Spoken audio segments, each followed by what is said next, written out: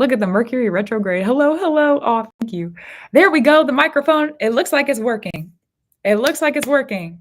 Hopefully, if people pop back in, it will work. Oh my goodness. Sounds like a programming issue. You might need to just start yeah, I restarted it. Yay. Okay, beautiful. Going back to YouTube. Thanks. Hopefully it's like where it looks like it's working on my side. So if it's not working, please tell me. But it looks like it's working. So let's go back. Let's ride this again, everybody. Oh my goodness. I'm just coming on. I don't know what's happening. Oh, thank you. Yeah, it's on my YouTube, the audio wasn't like plugged in. I had to start over. Start over. The audio wasn't plugged in. Microphone, check. Turn off, turn back on again. Literally though, the classic IT check. And it's interesting too that it had to do with the words, because right before I got on, I was in this spirits like usually talking to me and the spirits that are around. And I was talking to the mothers before I got on. Hello. Yay. Okay, good. It's working. I was talking to the mothers before I got on stream, and your life is like a dream. That's what I hear too. Sometimes it is, honestly. Sometimes my life is like a dream. You know, in dreams where it's like funky, weird stuff happens, and you're like, I don't know why this is happening, but it's like really symbolic. My life is like that a lot. So I was thinking, hi, hello, welcome in. So I was thinking about the headphones, because somebody asked about the Bluetooth and like them being plugged in, and like I could hear with the headphones, right? You can hear with the headphones. There's microphones on the headphones. And I was thinking about the headphones because these headphones are like, this is what was running through my mind before we got on stream. Life is but a dream. So good. This is what was running through my mind before we got on stream. I don't know why. I just feel like I need to talk about it. So these headphones are a long time coming. My first computer ever. I bought an Apple computer when I was like really young. I saved up my money. I think I was like 13. 13. I was young. I don't remember exactly how old I was, but I was young. It was like 13 or 14. I was young. And it was part of our like Christmas. It was our one gift that year that my mom was going to pitch in some money. And then if we wanted more than that, we had to pay for everything. So I purchased a computer for myself with the like extra financial gift of what my mom had given me. And I stayed up all night on Black Friday, like before that Christmas. I stayed up all night on Black Friday so that I could get whatever extra thing they were giving away, which with Apple normally is not a lot, right? That's the computer that I had. And it was like a $150 gift card that they were giving away that year for Black Friday. So I got the $150 gift card and I didn't do anything with it. I used to buy music and like a whole bunch of stuff, but I was like, I'll just keep spending my money wisely. I'll just keep spending my money wisely. I'm going to save this. I'm going to get a nice pair of headphones. But at the time, they didn't have any headphones on Apple that I really like wanted. I didn't vibe with any of them at that young age. I was like, well, that's all right. I'll just keep using the headphones I have. I'm not really interested in it. So then I get a new phone for work. This is like a year ago. So that was like when I was 14. I'm 28 now. So that's 10 years later, a while later, right? Okay. No, 14 years later. That's 14 years later. Crazy. Let's get the math right. This is like 14 years later. So I get a new phone for work so that I can have, like when I'm calling clients, I have a work number and it's not associated with my personal number. Beautiful. That was about a year and a half ago now. It was a while ago. It was a year and a half ago. And that gift card of $150, it just disappeared. It disappeared when I was young. It just like, I don't know what happened to it. I couldn't find it on my how do I say, on like my account, on none of it. I couldn't find it. And so there was just this gift card that I had received years ago and I just gave up on it. I was like, I don't know where it went. Like as a child who had school and work and like a boyfriend and friends and like what, I didn't care. I was like, whatever, this is not priority for me. I'll buy a nice pair of headphones when I get older. That's fine. So I get this new phone for work. Crazy. I get this new phone for work, and that was a year and a half ago. Let me start there. Year and a half ago, and when I did get the new phone, guess what was on my Apple account on the new phone? That $150 gift card from 14 years ago that got lost. So I used it to buy myself headphones, and I was thinking about the headphones before I got on stream, and I was sitting here, and I was like, it took 14 years for that $150 to be returned to me. 14 years. That's a long time. It took 14 years for that $150 to be returned, and I was able to finally have my wish granted. I'd wanted cool headphones, cool from like younger me's definition, right? I wanted cool headphones for a really long time. I wanted headphones that you could sit and have over your ears and and I had a whole production set up years ago too, which is really interesting to me, talking about Victory's Grounding. That was the first card that came out. So it's interesting because I was thinking about this, and it feels like I was thinking about this before I got on stream, and it feels like there's about to be a dream come true. And one of the things that Spirit keeps bringing through about this eclipse season is that it's a season of fate. There's fates. It's fated. There's lots of fate happening. There's a fated season. There's fates around. And as we've been sitting here and before, and justice has been around me for many, many, many, many, many moons, many months now. And justice is very Mother Justice and Justice. I love you both. They're very like prevalent around me in this current moment as well. And it feels like justice, like finally with the headphones, but it feels like there's justice. Love the headphone saga. You know, it's a pretty good headphone saga, right? It's a pretty good story. So it's true. So it feels like there's about to be some things. Also, somebody just sent through for a reading. Hello, I see you. Hello, hello. Let me go update that on the other page. So how do I say this? It just feels like there's about to be some epic tale or some epic story that I don't know exactly what how do I say? I don't know exactly what the destination or the date or the weaving of the fate. It feels like it's bigger than because I forgot about this. I forgot about these. This is something that I wished for years and years and years and years and years ago. And then it disappeared. And I was like, okay, well, then I give up, and I forgot about it. And then it showed up, and it was like this really happy surprise. Lost things being found. That was a theme when these came back around. Lost things being found. So something that was a dream, a wish, something that didn't really have a cost. It was already there. It just like the decision. I don't know yet, but something's coming up. And when I was thinking about that before I got on stream, Spirit was telling me this is a collective thing. This is not just a you thing. Because sometimes my readings are just for me, you know, but sometimes they're not. Sometimes they're for the collective. So I was like, something lost being found, something happy coming around. I don't know what it is, but something's happening. Something's happening, and I'm looking forward to it. We got a couple days to these eclipses, and I'm starting to feel thank you. That's really cute. Oh my gosh, it's a whole constellation. That's adorable. Somebody sent through, you know, the gifts you can send on TikTok for people who are on YouTube. They send them that looks like a constellation. Interesting. You know, interesting. Oh, good. Here to listen. Welcome in. Get your rest on. Get your rest on. Like a gift you already given, but put down is coming back again. Precisely. You know, precisely. It feels pretty good. I'm looking forward to it. I'm excited about it. I'm interested. I'm asking to receive it when it shows up because that was kind of a surprise today. Honestly, they were reminding me like how the headphones got here, and I think I have some. How do I say this? Some interesting clues about what it could be, but I also am like very blind. I'm like, I don't really know actually. Like I kind of know, but I don't know. I'm trying to get somebody sent through for a reading. I'm trying to get the list updated. Sorry, the page. That's what I'm doing is waiting for it to load right now. This is the second technological issue I've had today. This is the second technological issue I've had today. You know what? That's all right. Let the technology be. You're all right, technology. Do what you need to do. Okay. So this one's for Valerie. Hello. Valerie, will you send me a message on which channel you're on? I don't know which room you're in, but will you just let me know where you're at? Please and thank you. You know, not me having to put my headphones in because you're at work, lol. Also, hi, hello. I watched Pretty Woman yesterday and found the part where the guy is walking the street saying, this is the place of dreams. If it goes again, I'm just going to let it go. If it goes again, I know it keeps freezing. That's what I am hearing. That's what yeah. There we go. Okay. So let me pull this one down. We're going to close these extra windows. I've been saying to Spirit that I need a new computer. I edit a lot on this computer. I do a lot on this computer, and I feel like I'm going to need a new computer soon. Okay, let me get some of these other pages closed and see if it'll help out. Oh, that's why. Okay.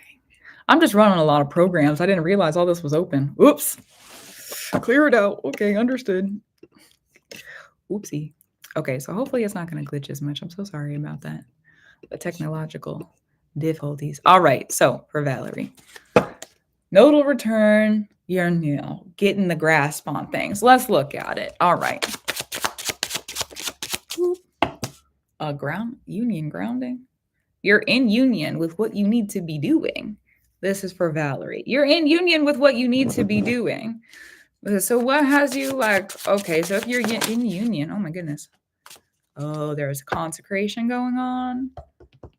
You're like taking the next step. This is like the next step. It's like you're already doing, you're working in what you need to work in, you're doing, but you're taking a step. You're taking a next step. Yeah, let's pick these up. That's good. You're taking a next step. So what is I'm so excited. Good. Oh, good. So what is the next step? What are you doing with your next step? What's the purpose of the next step? Where's the work in the next step? You don't need to force anything. You don't need to force anything. There's already a course in front of you. Sometimes when we get like ourselves picked up in our spiritual path, we got to get the steps going. We got to force some things. We got to learn some things. We got to get some, path work or trajectory stuff. But this is going to be a chapter or like a space and a place where you don't have to force anything. This is going to be more about just kind of like riding through what's happening more than trying to like, I got to go do this thing. And now I got to go do this thing. It's going to be more of just like, oh, I wonder what today is going to bring to me. Or like, I wonder what's going to be happening around me in this era, in this chapter, in this season. One of the things that has come up twice now, and in this one, you can't see it very much, but they're around you. You can't see the mothers, but they're there. You can't see the mothers, but they're there. You can't, I love you, the mothers, so good. You can't see the mothers, but they're there. Sometimes it's like they share the air around you. They help with the air around you. It's like they're around you. They surround you. They're helping to ground you. What is it that we need to know about the mothers in this space, place, and time? The mothers, wow, harvest. Bringing a harvest. Interesting. Thank you so much. Bringing a harvest. Is there a harvest that you're working on? A harvest? It's like what I heard is manifestation. Is there a harvest you're working on? What are you working on harvest wise? You don't have to answer that question on here if you don't want to. That could also be a really long answer. So that's totally fine. But there's something that you're working on when it comes to harvest, and the mothers are helping you harvest things. It's like you reaping what you've sown. I also see death or like the spirit death around you. You have to bring in death to be able to reap what you've sown. So it's like some of it you've grown. I see you looking at some of it being like, I don't want to work with this anymore, but you still got to get it out.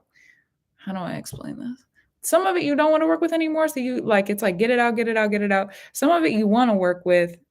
And it's like, yeah, I want more of that. But it's like the stuff that you don't want is still sucking up the nutrients in the soil. So you got to cut it down. Okay. So it's both. It's both. And I realized just yesterday, on a personal level, feels relevant to share this. I realized just yesterday, I was like, oh, I need to start revering death again. Okay.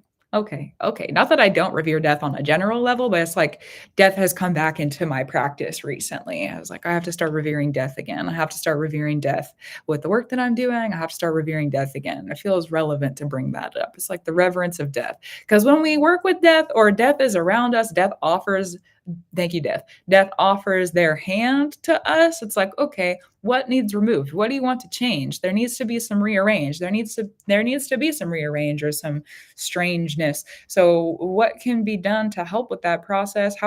Why is death around you possibly to help with that process? The harvesting of things, what change needs to happen? If you're looking for change, what needs to be sacrificed?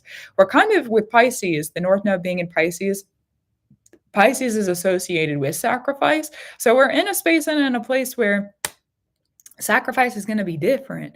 The sacrifice is going to be different in the coming year and a half through these next eclipses with Pisces. And you said you're in your nodal return. So you have a North Node in Pisces? Yeah. So with your North Node in Pisces, that would be interesting. Okay. So your purpose is to actually sit with sacrifices that bring you healthy relationships with the spirits. So there's going to be some different sacrifices that are called on you or called to you. There's a reason death's around you. And it's like fertility and abundance is around you too. It's both. They balance each other. Thank you for that. They balance each other. Because there's also a seed and the God's grounding. What are you really asking for? Are you sure? Are you sure? Do you even know? That's what I get. That's what the feeling that I get from this is like, do you even know what you're asking for? It's kind of like you do, but it's like how do I explain this? You're like pretending that you don't know. That's the feeling I get from this is like, other people might know more than you. Other people might know more than you because they have more experience in it, but it's also like, that's what I'm hearing is just this kind of like, and I just see the spirits around you waiting for you to stop and like look at it and be like, yeah, okay, I know. Yeah, okay. Yeah, I see it. Yeah, I know. Okay, I understand. And then when you do that, then they're gonna come through and ground some things for you. It's like you're in my brain. They're gonna come through and ground some things for you. Like that once you stop with the that, once you stop with that, they'll be able to come through and ground. Thank you, Spirit. They'll be able to come through and ground what you're asking for. They'll be able to come through and ground. I don't know exactly what they're grounding, or if it's their spirits grounding, or if it's the wisdom, or if it's like reaping the rewards. I'm not sure what they're going to bring to you, but it's the God spirits in your practice, the spirits that are around you, your team, however you would pronounce them. If you make offerings, if you've been working in it for a while, they're about to bring some things through, but you have to what I heard is sit down and shut up and understand that you have done the work you need to do. Huh, yeah, that's it. Yeah, that's it. Okay, I see now. I also see you watching a chessboard. You're not moving anything. You're just watching the game be played. You're like, yeah, I will win, actually. I will win. I will win. This is good. This is good. This is good. I can see it. I see it now. I will win. I will. I will win. Okay. What else needs to be heard about this? What else needs to be heard about this? Is there anything? Anything? Any string? Hey to you too. That one wanted to, that was like a floater. It was like a feather. Oh, a fate, a crossing, a grounding. Okay, yeah. What are you waiting on? It's like thank you, Spirit. Sometimes fate cannot ground if we're moving. Sometimes fate and the spirits, they cannot ground if we're moving. If we're stirring things up, think about if your house and your life was like inside of a snow globe, right? And if you're walking around, every time that you pick up and you do work, it's gonna flip up the snow. So you're consecrating new things, you're flipping up the script, you're doing new stuff. And if you keep doing that and doing that and doing that and doing that and doing that and doing that, the snow is just gonna be up in the air. But some of the spirits, for this instance, fate's not gonna come through until you sit down and all the snow that's been around you stops moving. It stops moving.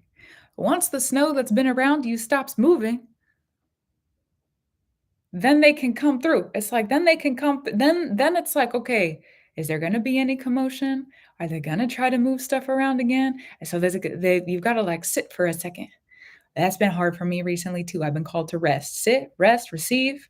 Don't stress about anything. Just let yourself receive. Sit and receive. Sit and receive. Sit and receive. Sit and receive. Sit and receive. Sit and receive. Sit and receive. Sit and receive.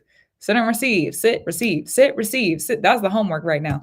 Sit, receive. Sit, receive. You've got some bigger things coming through. Yeah, you do. And you know it too. You know it too. You know that there's bigger things coming through. I can't see exactly what it is. It doesn't feel like I need to though. So let me not look at it. Yeah. You've got some bigger things coming through. Some wishes that you made. It's like you can see it. You can see it. So sit and be it. Sit and be it. Okay, good.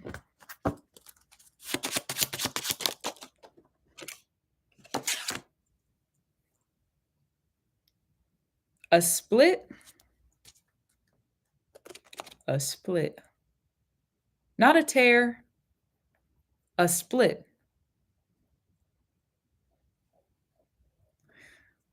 What I heard, I am hearing go on, get. Go on, get. It's like trying to get something out. Go on, get. Go on, get. Go on, get. Something you don't want there. Go on, get. Go on, get. What do you not want around you? Go on, get. You got to reap that too. That's a part of the harvest that's been happening. Go on, get. Okay, go on. What else is about that? Go on, get. That's part of the reason you need to sit is because how do I say this? Also you just DM me for a personal reading. My list is open on the website if you want to go check it out. It's on the menu. If you go to Astrology and Magick and then personal or live stream readings, it's live stream readings. Yeah. For information. You're going through, it's like a birthing process. Victory is grounding. There's unexpectedness. There's like adventure involved. It's unexplainable. There's no words to it. It's just this mystical, magical experience.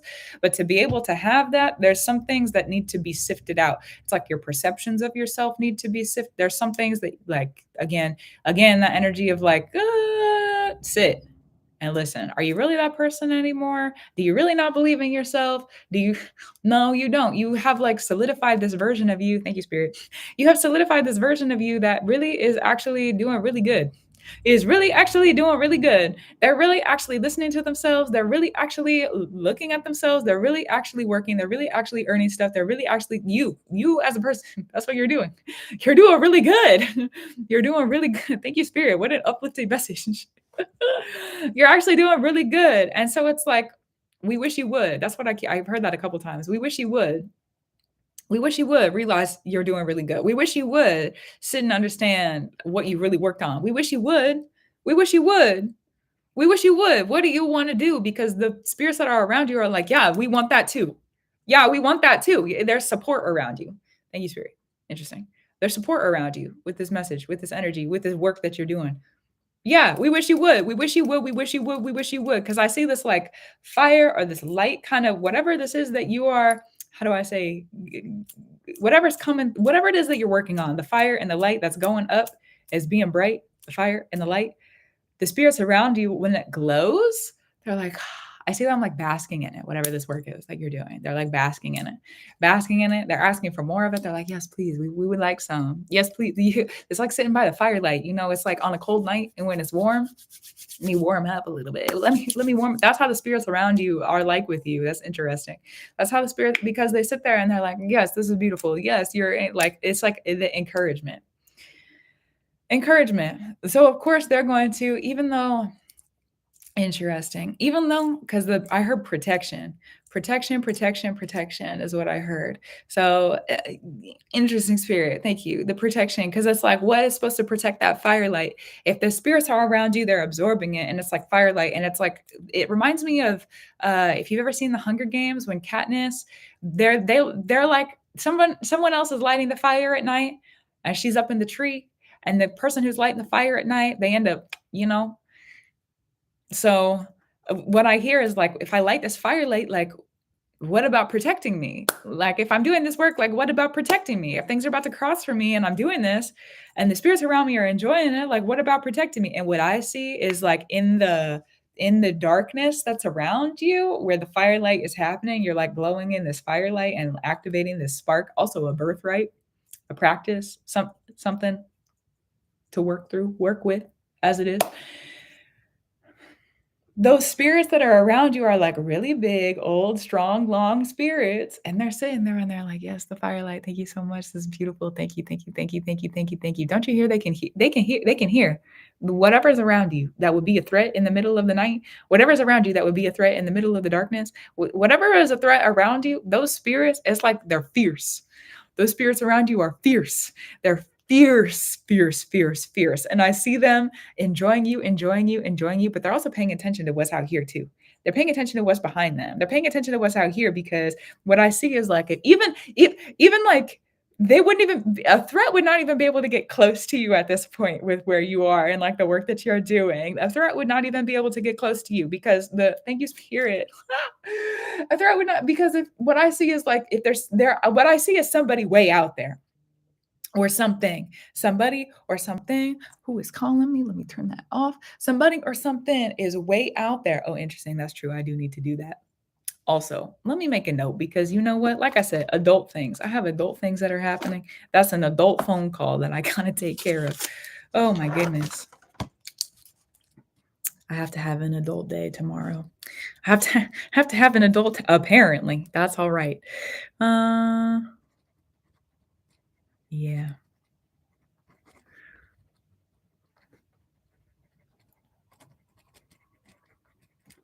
Okay. But they can wait for a day. You know what? Patience is good. That's one thing that I really like. How do I say? Do I want to say that? Apparently I do. Sometimes when it comes to the systems, people are not very patient because they feel like they have the authority to come in and move things around. How they want to just because they're in a system. No, be patient. We're human. Okay, so going back to this, what I see is there's like a threat way out into the darkness that's around you while you're doing this work. Thanks for that patience also.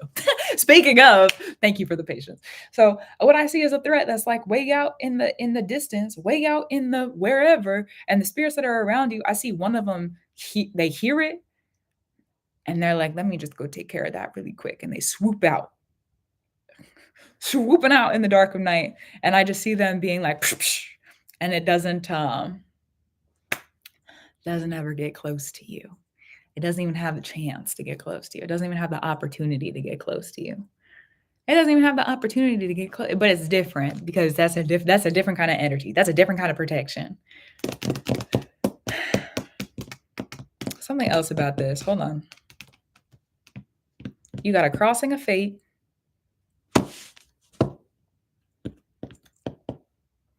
The grounding of a union. You're working on things. You being union, you are unioned with fate. The union in self brings union of fate.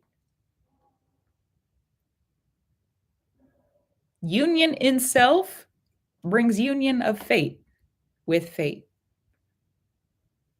That's why they're asking you to sit, because you're bringing union to you internally. When we're up and we're doing a whole bunch of stuff, it's like we're unioned with the external world. Let me pick this up and move this thing around. Let me do this thing over here. But if you sit and rest and receive, you'll be able to see clearly yourself. You'll be able to union with you. Yeah, the mind blown emoji. That's really funny. I literally what was it? Because I'm similar to this. Okay, I'm similar to this. Let's talk about it. Okay, I'm similar to this in the sense that I like to be up and I like to be working and I like to be doing. I've always been that way. I've always loved to just be creative and paint and play and learn and read books and talk to people. And like, I like the activity. I like it. I love it, actually. It's pretty good. I love it. I love to be in that space. And for a lot of my life, resting was not a safe place to be. So now that I can be in a safe place, to rest, I have to actively like sit with it, you know? So I literally did this. It was like over the weekend, I realized I was like, I have to give in to the resting. I keep trying to get up and do stuff. I have to give into it. I keep trying to schedule my resting. I have to give into it. I have to submit to it, basically. I have to submit to the rest that I need. And if I submit to the rest that I need, then I'll be able to figure out whatever is going on. I'll be able to have the genius idea. And I did. I rested, I recovered, and while I was resting and in recovery, the mothers were able to come through and talk to me. The mothers were able to come through and pick me up. The mothers were able to come. Yeah, yes. I was able to sit and rest and receive and understand and let things come through and let the mothers come and talk to me and let there be understanding and let there be. I thought it was going to take days and days and days and days and days, because I've been through different periods in my life where I've burned out really bad and I've had to take a long time to recover. But that was not what happened. I sat and I rested. I don't know what you're expecting of that, but I sat and I rested and I just let the messages come through. And I was like, wow, I haven't thought about it like that. Wow, I guess I didn't see that yet. Wow, I guess that is actually really relevant to where I am right now. Wow, I wonder what would happen if I did that. Oh, let me have a conversation with myself, actually. I think I need to sit with that. Let me think about it. I think I really want to do that. And there was some other personal discovery things that were happening along the way. And then I rested and I rested and I rested and I rested. And then yesterday at some point I was like, I've got some work I need to do. Let me get up and brew again. So it'll come naturally. But the word submit keeps coming in. You got to like submit to it. The submit to the resting. Because if you don't submit to the rest, then the rest is just going to keep hanging out until you give it what it needs. Rest comes to visit for a reason, you know. Rest comes to visit so that it can take away where we've been. Rest periods and resting, allowing ourselves to rest, it closes the work that we've been doing. Literally, like with time, the work that we've been doing when it's up in the air, and then we rest. It's like, okay, well, what we did is now closed. We're resting, and then there's going to be another opening or another chapter. So sitting and having this self union and unioning with self, thank you, Spirit. Unioning with self brings the union of fate. What are you consecrating? What are you birthing? There's a victory. There's unexpectedness. There's unpredictable. You're like really wanting something. And this energy is only hanging around because you haven't spent the time with yourself yet. So if you go spend time with yourself and it's like submitting to yourself. That's really what it is. If you need rest, then you gotta submit to yourself. But that's a scary thing, especially because it requires you to be so vulnerable. Oh, it requires you to be so vulnerable. Scary. Scary. I don't know if I want to do that all the time. Scary. I don't know if I want to sit in that vulnerability constantly. Scary. Vulnerability is the place where I've gotten hurt. Scary. Valid. Okay. Valid. But that's what's required. Yeah, that's what's required. It is scary, you know? And it's all right to do it scared. It's okay to sit and then realize one of the things that Spirit's been working me with that scaredness recently is the awareness of I'm not where I used to be. Oh, I can be safe, but I have to be aware of it. Otherwise, I don't actually have the care of how do I say I am in the awareness. You know what I mean? I just gotta be aware of it. And that for me has been helping. Do you have any other questions? I felt the energy kind of closed. Do you have any other questions about anything? That's the homework. Go rest. Understand. Union with yourself. And then you're going to have it's going to be a oh moment. Yeah. Yeah. Oh, yeah. I cannot thank you enough. Yeah, you're welcome. Oh, first ever reading. Oh my gosh. So good. I love it when I get people's first readings. Because I remember the first reading I ever had, and it changed my life. So I'm grateful that you're here. Oh my goodness, legit teary-eyed. You can do it. Go union. Go sit and have some time. And you know what? I'll tell you what I did. I sat and I rewatched the Harry Potter movies. I sat and had a movie marathon. I had snacks. I had time to relax. I just chilled and I rested and I didn't do anything. And I thought about some stuff and I took naps and it was good. It was really good. It was really what I needed. And I'm really grateful that I did it. And then yesterday, I didn't even finish the movies. I thought I was going to. I probably will. But I didn't even finish them. I was like, I have the idea now. This idea that I've been waiting for forever, that I've been looking for and trying to find it. It was in here. Hello, duh. To me, duh. I've been through this process before. Of course, I forgot because I've been up and trying to look for stuff. But I was up here trying to, maybe if I create this, I'll get the idea. Maybe if I do this, I'll get the idea. Maybe if I do this, I'll get the. No, if I sit and I listen to myself, oh, there's the idea. I just had to be quiet so I could hear it. I just had to be quiet so I could hear it. And then I was quiet and I heard it and I was like, okay, well now it's time to get up and go again because I had the go energy with me. I've had this energy for a long time, to be honest. For a long time. I've been like, I have the breakthrough. I can feel it. It's on the tip of my tongue. It's on the tip of my fingers. I can feel it. I can feel the breakthrough. I can feel it. It's been for months and months and months and months and months. For literally for months. Probably a year now. This started in our previous, a year ago eclipse season, not the previous eclipse season, but a year ago. It started then. And for me.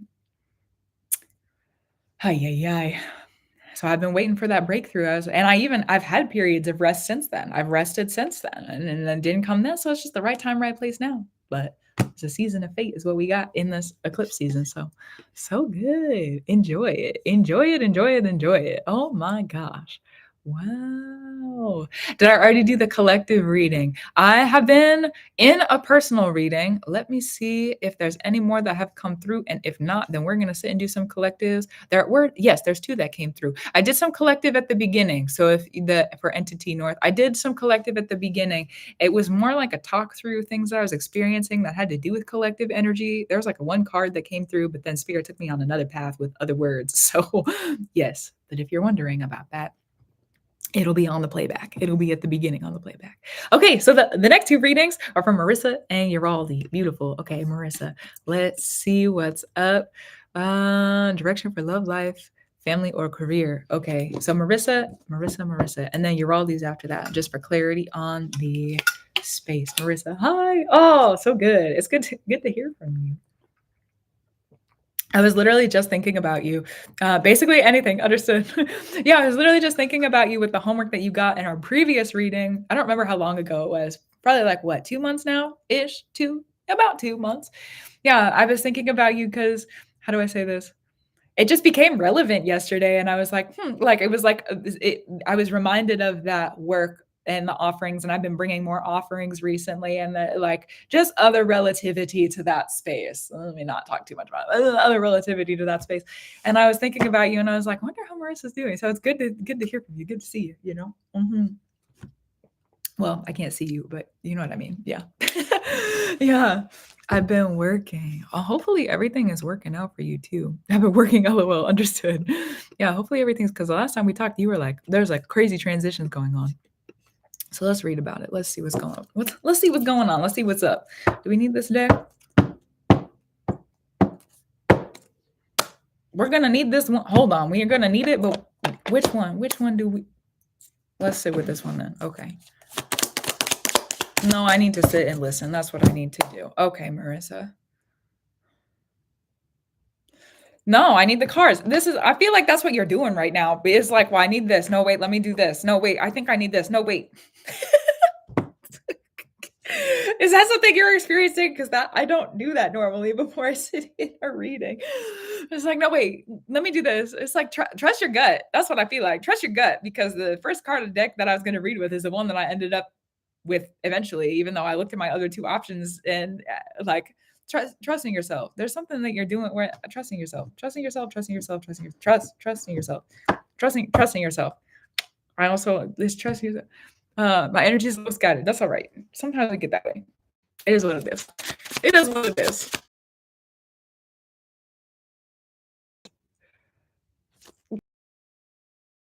Kitchen utensils being where it's like, trust yourself. That's the energy I get behind that. Your magic. All right, let's talk about it. You're gonna be learning about new magics here soon. This next chapter, not here soon. You're in the middle of it, starting it. It's gonna be about that's what this season of the North Node in Pisces and the South Node in Virgo for you is gonna be about learning very specific. It's like the dangerous kinds of magic. You're gonna be learning about dangerous kinds of magic.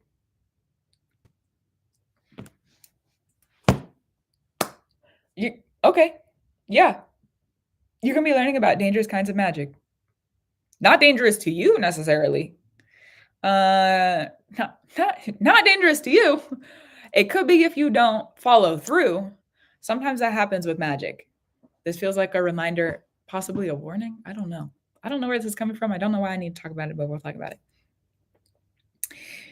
Sometimes, thank you, Spirit. Sometimes when we practice magic, and it's magic that is like justice oriented. Okay, from what I know, possibly that tracks. Probably that tracks. Justice oriented, bindings, things where we would have to remind other people of things, okay, or find information about other people, or the types of magic that could be considered maybe a little bit more frivolous, risky, dangerous. Okay, those sorts of magics, if you don't follow through on them, sometimes the spirits need to be fed for that to be completed. Sometimes the spirits need to be fed for the conclusionary point to happen. If you stop feeding the spirits, whoever those spirits are in your practice, however you have your altar set up, whoever it is you feel like you need to give offerings to, because that's not for me, that's for you. However you feel like it's like what I hear is like you have directives right now. You've been told what you need to do. That's what that feeling I get is like you already know. You know. You need to keep following through, because especially if it's justice oriented, let's talk about it. If it's justice oriented and the spirits of the opposing person, team, whoever, if they can convince you that to stop practicing and to stop feeding your spirits, because they know that if you feed your spirits, you're going to win, then that's their tool of offense. So if you keep your spirits fed, then nothing goes wrong for you. If you keep your spirits fed, nothing goes wrong for you. But if you stop feeding your spirits and you stop following through and you stop keeping up on the work, then the spirits that are around you can't help you when you get into the core situations, or you get into the justice situations, or you get into the conclusionary points. So you have to keep the spirits fed. You have to keep them fed. You have to keep them grounded in the physical here on the earth. You have to keep them here. You have to keep them grounded. Otherwise, they float up and go around. So you got to keep them fed. You got to keep them grounded here, because there's things that are grounding in your life. There's things that are grounding here for Marissa. There's things that are grounding in your timeline. There's also more dangerous forms of magic. That's what's going on in more applicatory. Yeah, I see. More applicatory when it comes to what you're going through. Right. Okay. So with that situation and what I know of that situation, that's going to help that situation, because there's also some things what I see is the spirit, because there's spirits in your practice or a spirit in your practice. And I'm going to speak kind of non-consequentially. Interesting. Just because we're in more of a general space. So there's a spirit in your practice who's helping you learn about different kinds of magics, and those different kinds of magics are meant to be explored. Explore them. They're being handed to you for a reason. Explore them. What else could this practice do for me? How else could I utilize this? Where else could this be applicable in my life? How else could I bring this practice in? Because then what you're doing is weaving the magic and the wisdom of that spirit into everyday life and into everything that you do, which means they can be more around you. It also helps to feed them in your action, in your time, in your disciplines, in your energy. So it helps to keep you connected to them. It helps to keep you like directed with them. What I hear is like the separation of magic and life cannot be anymore. You have to bring them together. The way that you would wash the car door, or like the way that you would look out the mirror, or like look out the windows, or like look in the mirror. It's like everything could be applicable as a form of magic. And there's something that you're preparing for. What I see is like 6 months. 6 months is like the earliest it could be around. Something is gonna ground. Something is grounding. Okay, interesting. Thank you. Something is grounding. Remember I said keep the spirits fed and grounded here in the physical. Okay. Something is grounding for you, but they can't help to ground it if you don't ground them here. Is reciprocation. So having there be that grounding for those spirits, for your practice, having the grounding come through, because there's something being grounded for you. And what I see is you being able to sit at this table where things are grounding, like in the finality. It's like 6 to 9 months, 6 to 9 months to 12 months, 6, 9, 12. So within the next 6 months to a year, make it clear, the next 6 months to a year, around that time frame, that's when the grounding is clear. The grounding is clear. It's like, okay, now we're here. Okay, now we're here. You made these offerings here. Offer here. Grounded. And then be surrounded. I need to light another candle. Hold on. Please and thank you.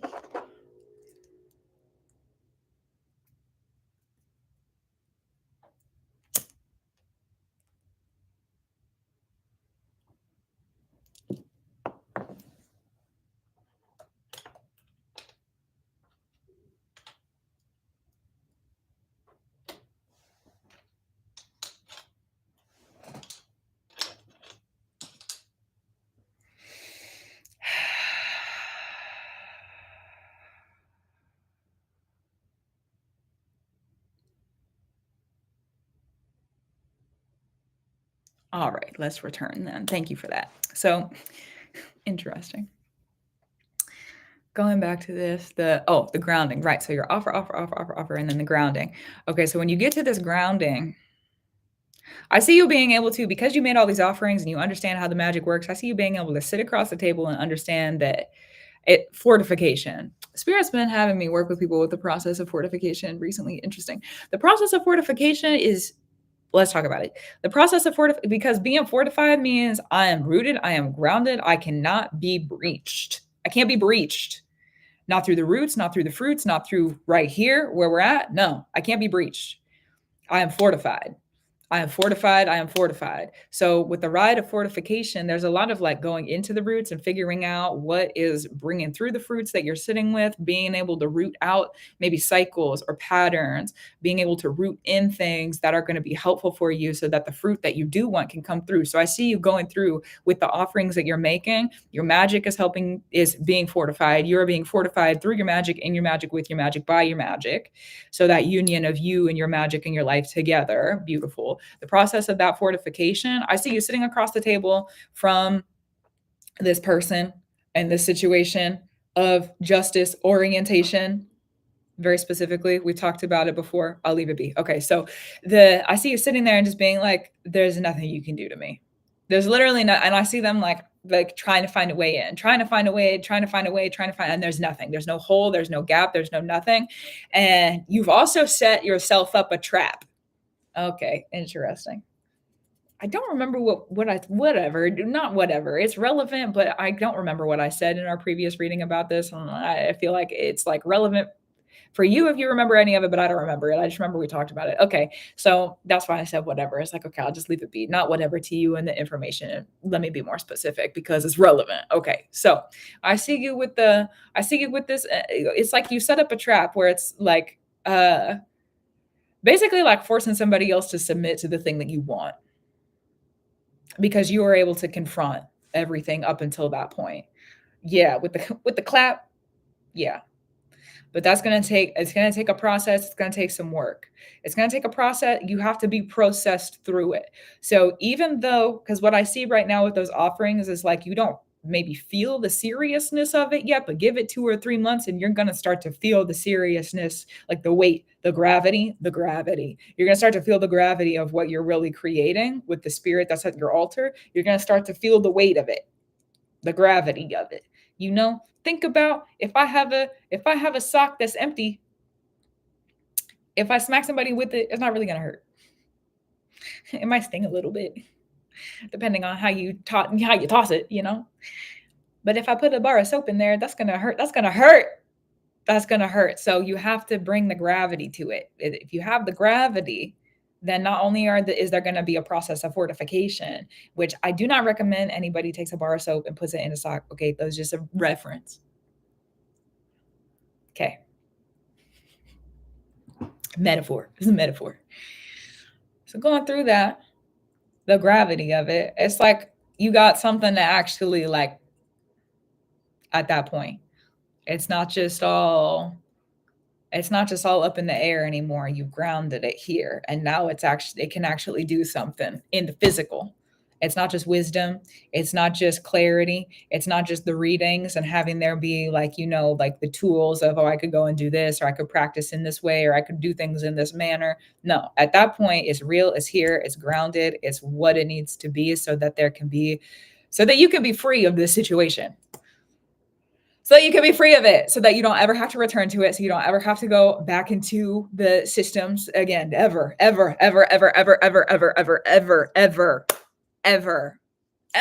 you don't ever have to go back into it. That's what this is for. The seriousness of it. Let me turn this up a little bit. The seriousness of it. But you got to keep the practice up, because if you don't keep the practice up, then there's going to be things that are recurring in the future that you're going to have to deal with again. So like take it really, really seriously, because if you take it seriously and you're blind and you don't know and you have just like the not clarity, you're not clear on it yet. Plus we're in eclipse season. So I guess 6 months does track, because there'll be another eclipse season in about 6 months. This is to make sure that you know how to not be under attack, so that you know how to fight back if you need to. This is also to make sure that the process of fortification that you're going through actually has you fortified. There's a lot of different things with this. It's just a ride. So be in the ride. You might not feel like it's a serious ride yet, but you'll feel it in a couple of months. So just take it really seriously and be really serious with it. And when you are thank you, Spirit, when you are really coming through. Okay. So when you are really serious with it and you are sitting in the seriousness of it, the spirits around you are going to take you more seriously also. So the seriousness of it is going to be relayed. And also, I just see you sitting in this room with this other person. It's like the finalization paperwork at the table. And it's like, they're like a whimpering, not a little puppy. It's a grown wolf dog, but you sit there and it's like a whimpering wolf. When do wolves whimper? They don't. But the power that you have consecrated because the offerings and the practice that you've been doing, that wolf will whimper. Oh, please don't hurt me. Oh, please don't. Oh, please don't hurt me. Because you could at that point. Because you could. You're not going to, more than likely, unless it's something that you want. Consecrate as need be. That's what I have. Do you have any questions? Because if you have questions, we could talk about it. But if you don't have questions, what else do you need to see? It feels like you got questions. It feels like there's something else. I don't know what it is, but it feels like there's something else. Also, I feel like there was another one that came through while I was sitting and channeling. So let me go back and update everything, because it's Marissa, Yaldi, and then let me see if there's anybody else that got on the list. Yeah. Let's see. Nope, just those two right now. Okay. there's been on my phone, I can see the like notifications come through, but I don't read them in the middle of doing a reading or like the channels. So, oh my goodness. Oh my goodness. Oh my goodness. I vaguely remember. I've noticed recently that I do so many readings that no, I do remember because your name is Azriel, which I thought was interesting. Spiritual, I feel directed, and it was hold on, let me read this. Spiritual, I feel directed, and it was a needed reminder. Beautiful. Is there anything in your world that you need help with? Anything on hell I should be walking in day-to-day life? If you're in hell, you're there to patch up some holes and clear some things out. Not necessarily clear, just make your boundaries reverent. If that's why you're in hell, boundaries. Also, what I hear is part of the reason that what'd you say? Not help. Anything on, help. Okay, understood. Anything on, the spirits that are around you are like, be specific. They like take you so literally. Okay, plus help, not help. Understood. Anything on help, I should be walking in day-to-day life. They're so literal. The spirit that's around you is so literal. Hold on, I need to hydrate.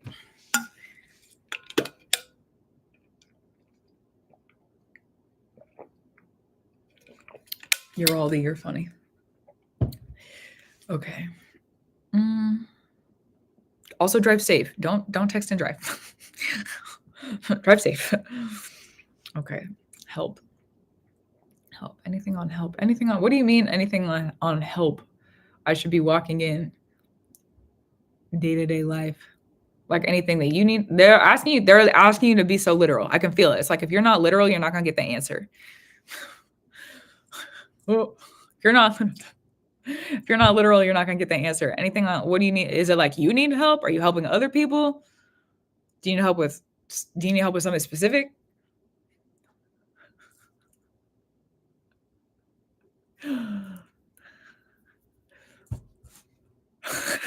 I feel like I feel like a operator on telephone, right? Like on a telephone right now. That's what I feel like. It's very literal. If you could be literal, it needs to be literal. It needs to be literal. Specific. Yeah. And if it's literal and specific, then we can help. But you gotta be literal and you gotta be specific.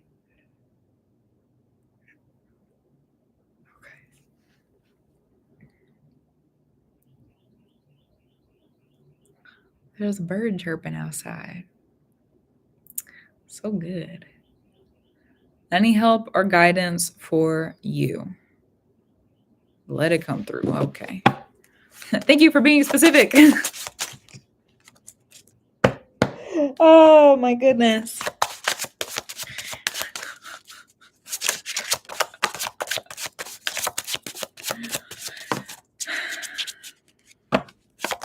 Humanity. Yes, okay. Humanity. Thank you. Maybe being literal and specific is what they are telling me. It's going to help you if you are literal and specific.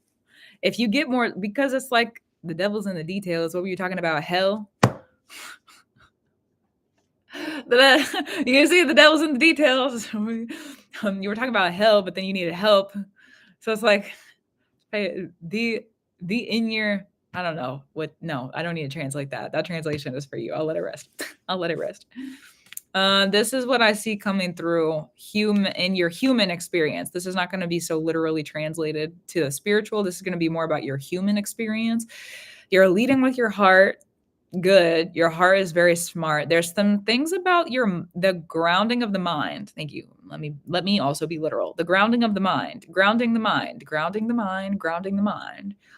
Meditation, awareness, mental grounding. Ground the mind to the physical. Ground the mind to the physical. If you're thinking about something and you're holding something in your hand and you don't like what you're thinking about, put whatever you're holding down, grounding the mind to the physical. If you need help and clarity with something, and you know that when you hold this one thing or you wear a certain set of clothes and it helps, ground your mind to the physical. Ground your mind. That's like really literal homework. And then there's death. This is not the death of you. This is not the death of family. This is not the death is around you. Death is around you. Death is around you, surrounding you. Death is around you, surrounding you. Surrounding you, making sure that predators don't get in. Surrounding you, making sure that there's no harm that comes to you. Surrounding you. Death is surrounding you. Anyone who should come towards you in wrong is going to be greeted by the death that is around you. Anyone who is going to greet you in the wrong is going to be met by the death that surrounds you. Look at how death is already unioned in your practice. Pay attention to it. Look at how it is. Notice it. Feed it if you need to. Feed the death that is around you. If you notice that there's certain things like the extra food, if you have extra food, what other things? Your waste, your trash. There's a lot of different ways that death can show up in our practice. Is your hair shedding? Have you lost things recently? Death. Notice how death is around you. Those are the 3 things you need to focus on when in your human life in this current moment. Leading with the heart is smart. Fill up the heart also. Do things that are going to be fun for you. Fill it up. Fill it up. Ground the mind to the physical. Be really specific. Be really specific. We're about to have Saturn enter Aries here soon, so the mind grounding in the physical is going to be something that is really, really relevant come May time. Remember I said it's going to be a couple months till things get serious? Okay, this is preparation. Preparation for that manifestation. Ground your mind to the physical. Ground the physical to the mind. Connect them. Union them. Make sure that they work together. How are they working together? So you're going to notice that there are some things around you that need to be cleared out. Death around you, surrounding you. You're also in the process of consecrating death. Consecrating death. Not just consecration. There's work you're doing to remove someone else's manifestation. There's a reason death is around you. There's a reason death is around you. The death, what I see is like there's your life in the middle and then death surrounds that. And your life in the middle is flourishing. And the more that you feed the life there, the more death can be pushed to this circle that's around you. And that circle of death around you, make sure that it's like a barrier. Nobody can get in. You're gonna be great. You're gonna be all right. You're gonna be good. You just gotta keep feeding the firewood and feed it good. Feed the firewood and feed it good. Let yourself help. Let yourself help. Because you're talking about help. What did you say?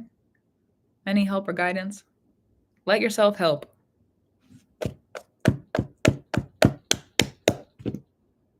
Let yourself help. It's like, like self-help books, like taking your own advice. Is there glitter on my face? What the heck is this? Oh my gosh. Chocolate? Literally from when? What the? I finished my coffee like earlier. That is strange. I don't know where that came from. Interesting. Not me with my sweet treats. Ridiculous. Oh my goodness. Oh.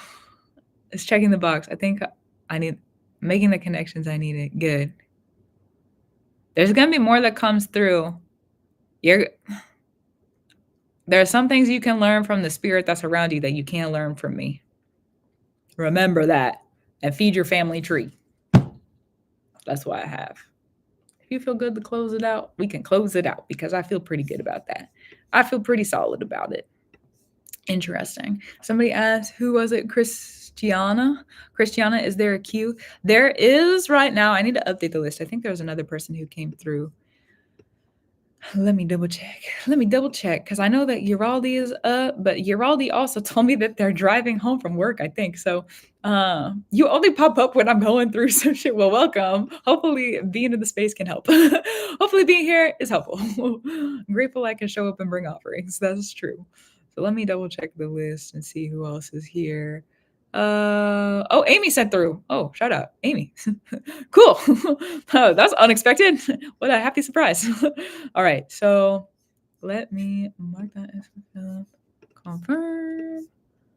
Just got home. Okay, cool. Yaldi, are you feeling ready and good to go then? Let me check in with you and make sure. So that's the cue. That's the, I think I sent it through multiple times. I only have one. If it did get sent through multiple times, then I'll go back through and refund the other ones. But I'm pretty sure it just got sent through once. So I think you make me laugh. Yeah, I think you're good. Okay. Nervous, but yes. Okay, beautiful. So let's go through. Let me read your note then. And for Yaldi, let's read the note. For anyone else who's curious about the list, how much and where? The question, the answer. Okay, here we go. So if anyone else is curious about getting on the list for readings on TikTok, if you go to the website that is in my bio, it's vorder.art, VORDR.ART. You click on that, go through to the menu, and then it'll be under Astrology and Magick. There's a live stream readings. If you click on that, you'll be able to find the options of things. And then on YouTube, it should be linked in the description. It should be the first link that's down there. So that is the space. We've got 2 in line right now. We're going with Yaldi and then Amy after that. So first reading, welcome in. So good. Okay, so let's look at it. The first reading, that's two first-time readings today. That's beautiful. Okay, this will be a first reading. I'm not really sure what to ask. I almost want to ask if my spirits have been hearing me or seeing me, but I believe they have. I would love to ask and hear about the birds and the cardinals. Oh, I love the cardinals. Where to go from here? Okay, beautiful. Where to go from here? Where do we need to start with this? The spark? Interesting. The spark, not so dark. The spark is my lighter. My fancy Nancy rose gold lighter. I love this lighter. This lighter has a lot of meaning to it. The lighter.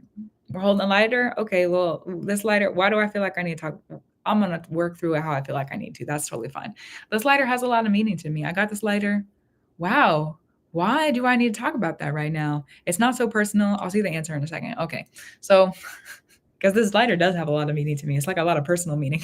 That's why I'm like, Spirit, why are you asking me to talk about this really, really personal thing on the live stream? So I got this lighter because this lighter years and years ago, this is really interesting. This lighter years and years ago, it's a certain brand. It's a certain brand of lighter. And you can refill them. The what are they called? The flints? Is that what they're called? Where the the spark comes out. You can replace those. You can take it out. And there was someone who gifted me a whole bag of them when I first moved into my first apartment. They worked with me. They were a coworker. For some reason, I keep questioning why the story is relevant, but I'll just tell you the story. So they gifted me a whole bag of them. They were like sweet on me, but I was not in a place to date anyone. I was not in a place to bring through that kind of relationship. But they also understood that I was new. It was like I was 19. Was I 19? I was young. I was a baby. I was a baby in the world. It was my first apartment. It was my first big girl job. And they were older. They were more experienced with life. And they also understood that I was getting my feet underneath of me. So they were very supportive. So they brought me this huge bag of lighters. They were sweet on me, brought me this huge bag of lighters. And since then, they've been my favorite lighters because it was such a special gift at the time.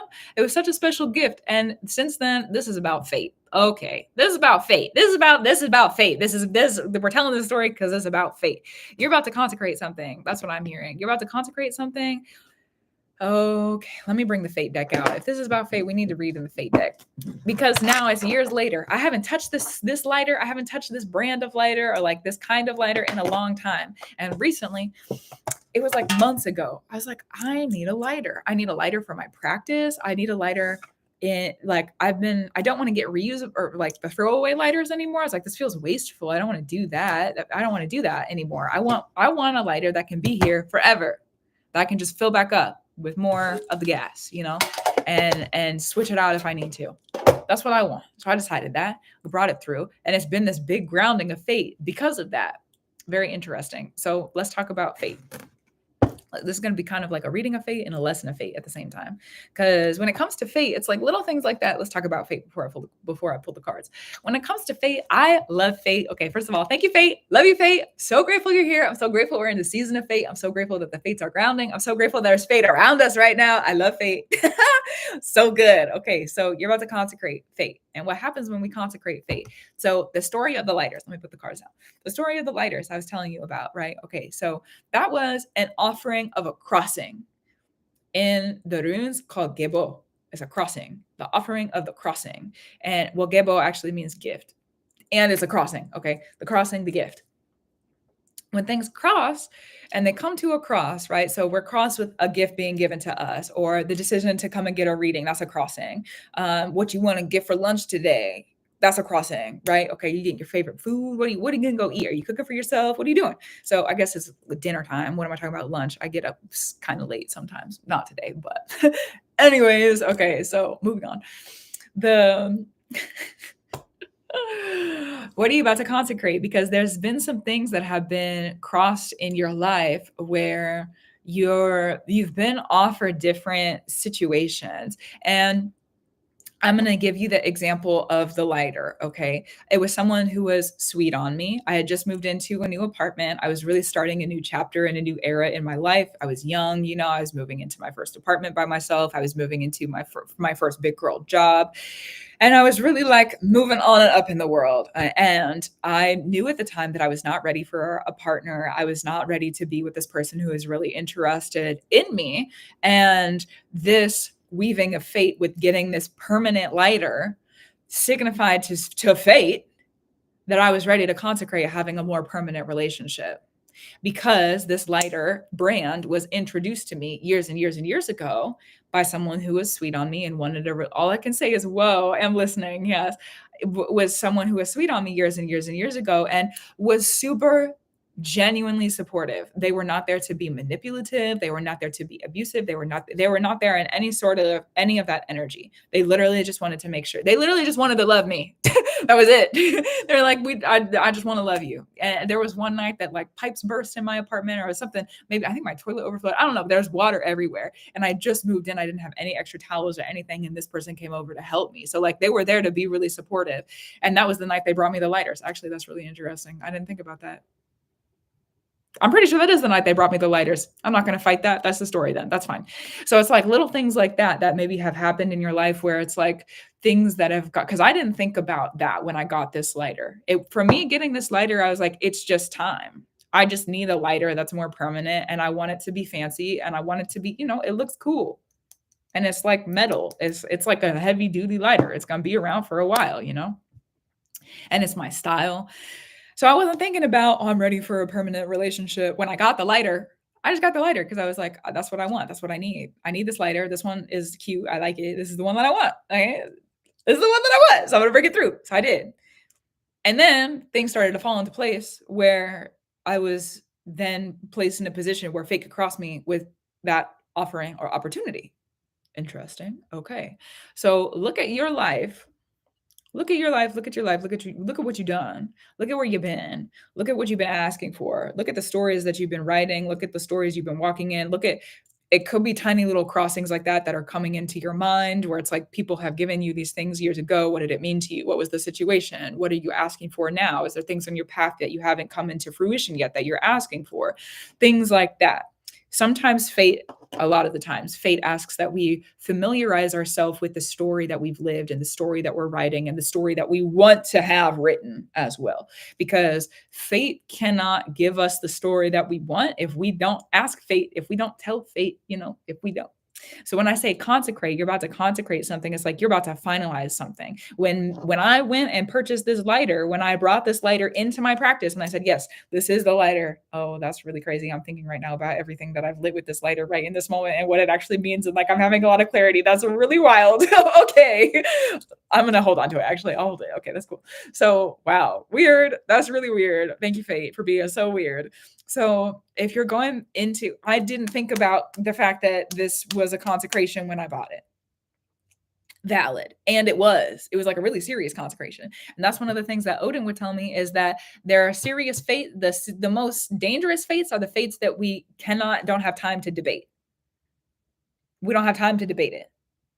But if you sat and you thought about it, probably it's going to be a safe thing. Probably it's not so dangerous. Probably it's going to be what you want, because you sat and you thought about it. You considered it. You say, yeah. So think about what it is that you're thinking about doing right now. What is it that you're thinking about moving in your life? What do you want to bring in? What do you want to do? It could be a small decision. It could be a big decision. There's some things around you right now where you're like, yeah, I really want to go do that. Yeah, I think that's what I want. Yeah, I think I want to go get that new dress or that whatever. I think I want to go do that. I think it's time. I think I want to do that. How does that relate to things you've already done, places you've already been, gifts that have crossed you, the relation of the story that you want to bring through? How is that related? Maybe it's something, if we're talking about a dress, maybe you're like, yeah, I want to go back to that one store and buy this dress, because this one time I had this beautiful conversation with some lady who worked there. And they brought me all this cool information. I don't know what it is for you, but there's like consecration. You're in the process of consecrating, unionizing, finalizing, bringing into union in the spirit and the physical consecration. That's what I mean when I say consecration, bringing the spirit and the physical into union. So you're about to do something. You haven't done it yet, is what I feel. You're on the path to go and do it, though. I don't know what it is. You're about to go and do something that's going to consecrate fate. Now let's look at the cards. If you need a homework, the homework is to go relate stories, future and what's already happened, what could be and what has been, what you want, where you been, what are you bringing in because of the decisions that you're making. What else do we need to see? Oh,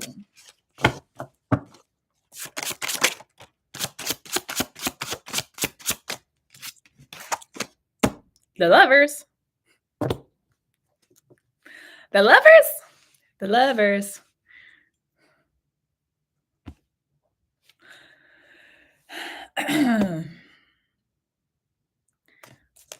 You're working on something. And it's going to accidentally bring you to your person, the person. There's some person, what did you say? I think it's funny. I want to ask about love, but I forgot when writing my message, but it came up anyways. You're not in a relationship right now, are you? That the way I feel this, or the way that I'm reading this, is like you're not, because some people ask about love and they want to know about the relationship they're already in, but the feeling I get from this is that you're not in a relationship. You're not, are you? No. Yeah. Okay. Beautiful. So thank you for the clarity. Yeah. You're creating something right now that's going to bring you to the person, like the person. I left a 5-year hard relationship in October of 2023. And you know what? Good for you. Good for you. Good for you. Good for you. Good for you. Good for you. Good for you. Good for you.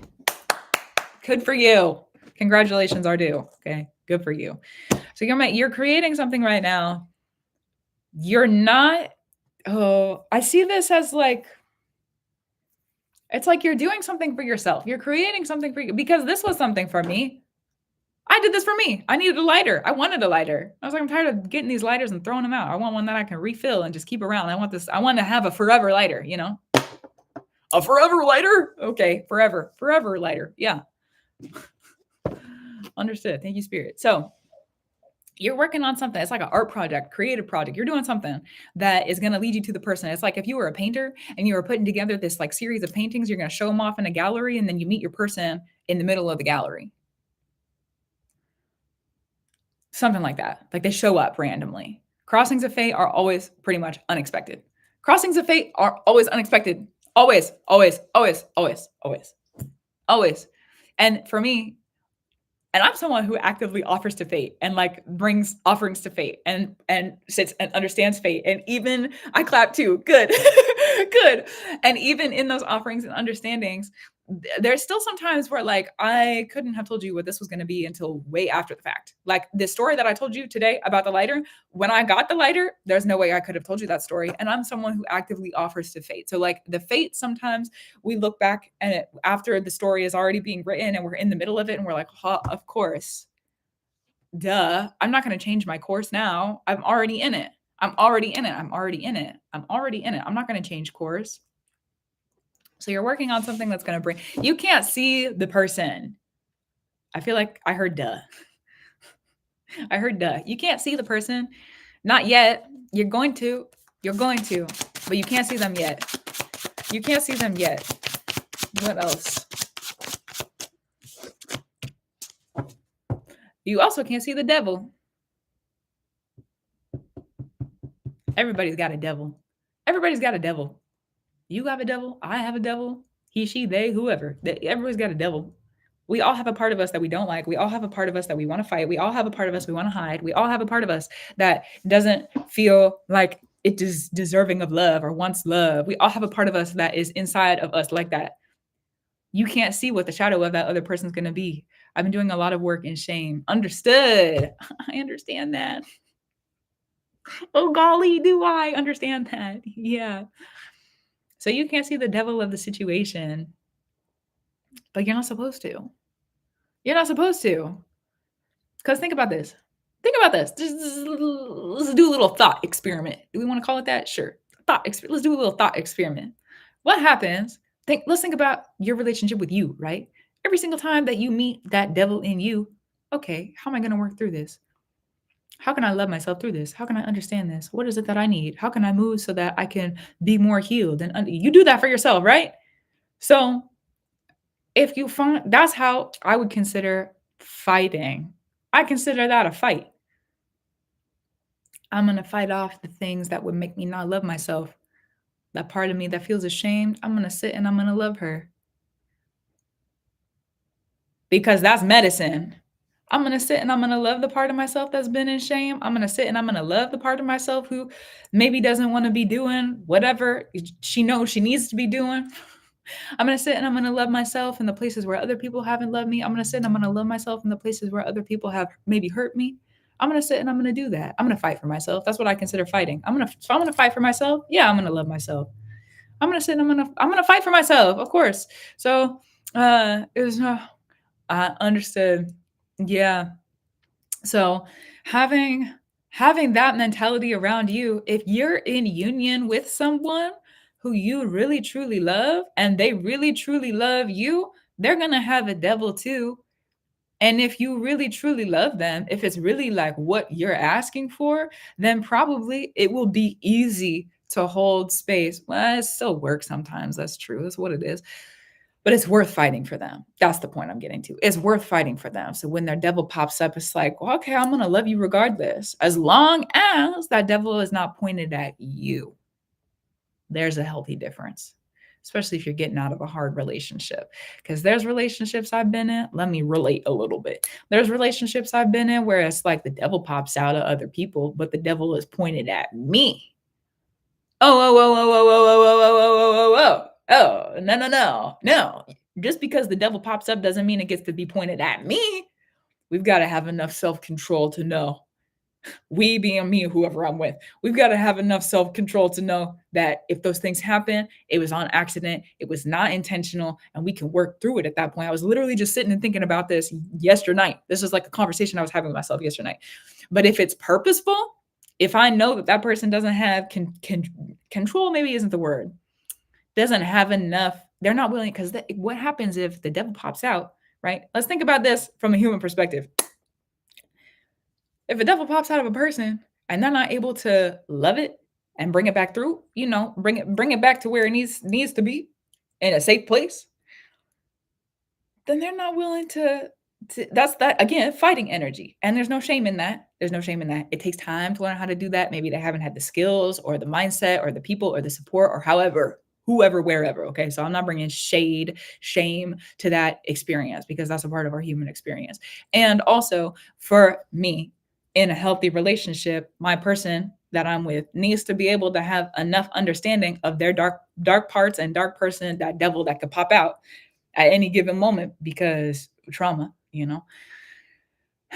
I have to have enough understanding, and this is standard I hold for myself too. I have to have enough understanding. They've got to have enough understanding that when that dark part pops out, okay, I've got some work to do in myself. Okay. And if I love that, if we're, in a healthy union together, then thank you, Spirit, let it come through.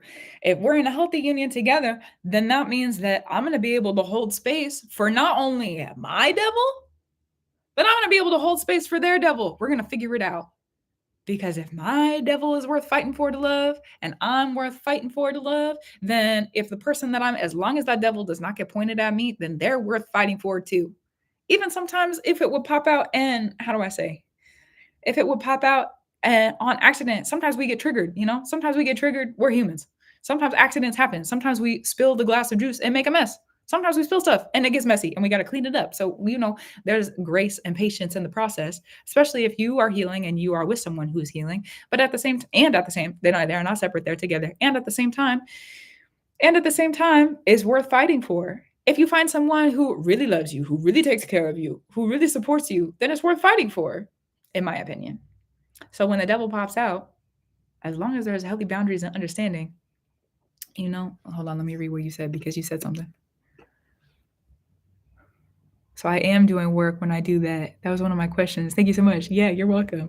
So when the devil pops out of them, you can't see it yet though. It's like you'll be able to see it when you see it. You'll be able to see it when you see it. Establishing a good foundation in a relationship is a really important thing to do. Establishing a good foundation, a healthy foundation, because then you get to see, is this person going to weaponize things against me? Is this person going to hurt me? Is this person going to shame me? Is this person going to persecute me? Is this person going to create a healthy, loving, safe space for me to exist? Are they able to offer me the support that I need? I know I can stand up and fight for myself. I can provide for myself. I can take care of myself. I can love myself. I got everything I need here, So if they have everything they need and they're fighting for themselves too, and it's a healthy, grounded relationship, then yeah, if that's the standard, then when their devil pops out, I can hold space. You're not going to hurt me. You're not going to hurt me. And if you purposely try to hurt me, okay, well, then you're still not going to hurt me. And we have to have some more distance. And that's going to be a different conversation. So something to think about. You can't see the devil yet. A different level of devil. It's different when you meet somebody who also is doing that work. Especially if you've been in a hard relationship, it's different being in a relationship with somebody who already understands their shadows, who already is working on their shadows, who already is healing. It's different. It's different. New perspectives coming through. Judgment. Ooh, Yaldi, you're in the Coven space, right? Did you do the work with us? Did you do the new moon in Aquarius work? Oh, wait, hold on. Let me read your note. This is what I've been working through since I realized I do want to Yes, I did. Okay, beautiful. Good, because what I'm about to say has to do with that. I realized, there we go. I realized I do want a real companionship of family. Yeah, loving myself to learn how to love each other, teach my kids as well. A good father, a great father. So good. Okay. I love your note. Thank you for that. So one of the things that came up in the readings from the new moon in Aquarius, it was like it was one of the messages that I put in there in the Coven support page. I don't know if you saw it or not. I think you did. I don't know. If not, I'm going to repeat it. But if you did, then it was there. So reseed it. One of the things that came up in that 7-day candle span was that the mother and the masculine are coming into union and that they're going to face judgment from other people. Not judgment, but judgment from other people who are like, why are they together? What are they doing together? How? Because in a real union, let's talk about it. In a real union, Spirit doesn't care what you look like, where you're from. If you're meant for each other, you're meant for each other. Oh, that's a little bit scary. Well, that's a little bit, whoa. That's a little bit, whoa. Sitting with somebody else is weird and being like, yeah, actually, your weird matches mine, regardless of where you've been and who you are, where you come from. That's a little crazy. Right? Okay, so when that sort of unionship happens, then inside of that union, it doesn't matter. I mean, it does. It's relevant because you're people and you're human. But in the love aspect, we love each other. That's it, right? So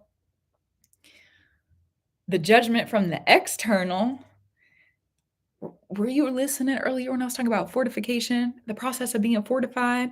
Unionships the process of this, unionships are being fortified also, which means understanding where those shadows will pop out and being able to figure out, okay, well, we got to put, we got to patch up this wall here. We got to make sure that things are clear here. We got boundaries maybe here. Maybe there's a process of like how we're working through things in this shadow area, and we can fortify the union in the shadows so that when the judgment starts to come from other people, it doesn't matter. When the judgment starts to come from external sources, it doesn't matter. And this is part of the reason I was having this conversation with myself last night. Yesterday. Let me not say last night. Yesterday. It's because I was thinking about, how do I say this? I was thinking about the judgment, a judgment of real union and what that judgment might look like. That's what I was thinking about. The judgment of how other people could look and see and judge. The judgment of what that might be. For me, the judgment of what it might be for we, the judgment. I was thinking about the judgment. What is that going to look like? Where's it going to come from? What kind of people might be judging us? What could their perspectives be? And that's the other card that came out, is the Hangman. So like new perspectives. A lot of the times those judgments, whether it's on an individual level, this is like through the process of fortification. This just happens to be applicable to a union, but it's also applicable on an individual level and individual space as well. The process of those judgments has helped it's like it holds a mirror up to you and says, okay, well, in this union, there's these stereotypes from the way that you look or the people that you are come from. And what do you feel about that? How are you going to interact with that? Are you going to interact with that? And so it allows you to have new perspectives on not only yourselves, but the world. And then it also allows you new perspectives on the power that you're in and the power that you're moving in, and what power do you want as a in the union? What power do you have in the union? Because sometimes hard things pop up, judgments pop up, perspectives pop up in more of a difficult form and fashion, just so that we can understand who we are and what we have and the power that has already been in our hand, and we just have to see it.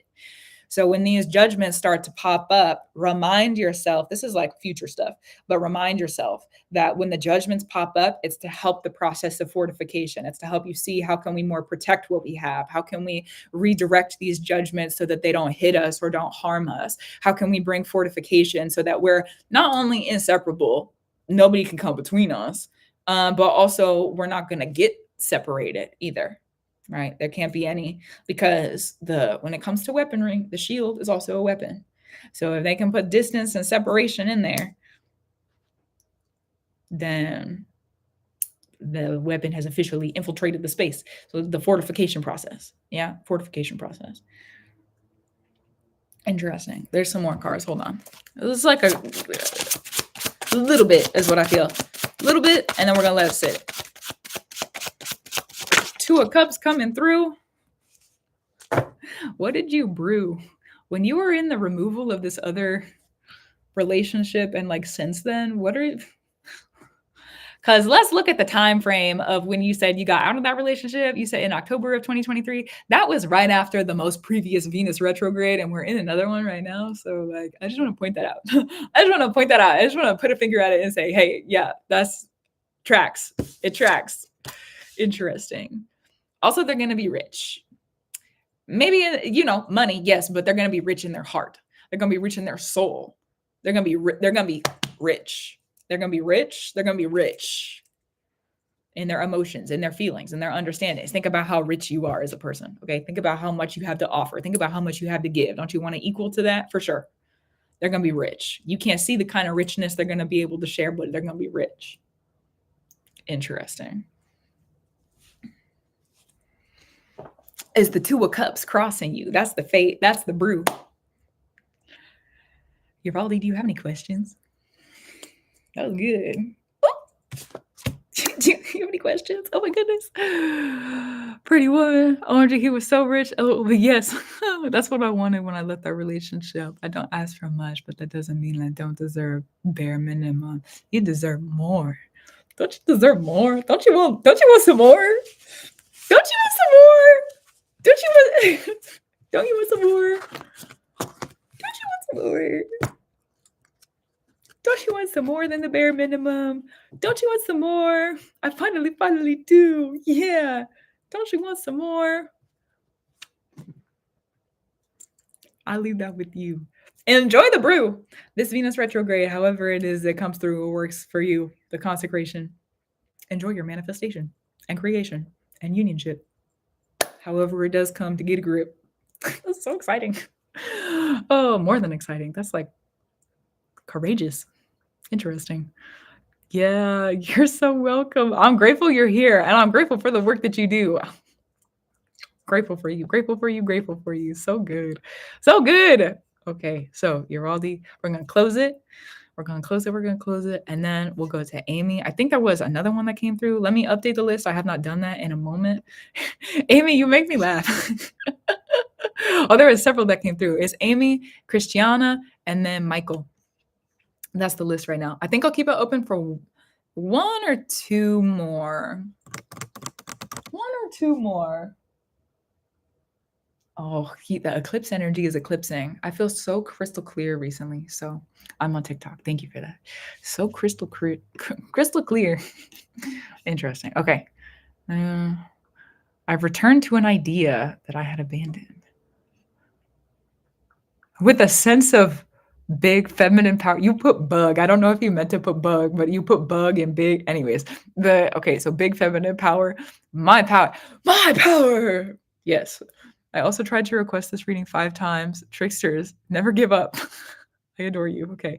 Is there more I need to know about how to proceed with this new clarified direction? I'll be on TikTok. Let's look at the order cards. Let's look at order. Let's look at order. Okay, so this one, just for clarity for everybody, this one's for Amy, then we have Christiana, and then we have Michael. So I'll call the next ones before we get to it. The hubby's card, LOL, understood. Okay. Who was that for? The seer cat. Okay, cool. Thank you for that. So just for a heads up, so this is Amy's, just for clarity. Okay, so Amy. Adore. God roots. God roots.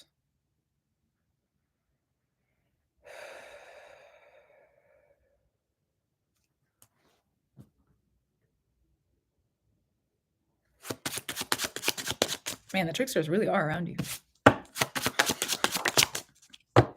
Let me sit up. Let me get up. Let me sit up.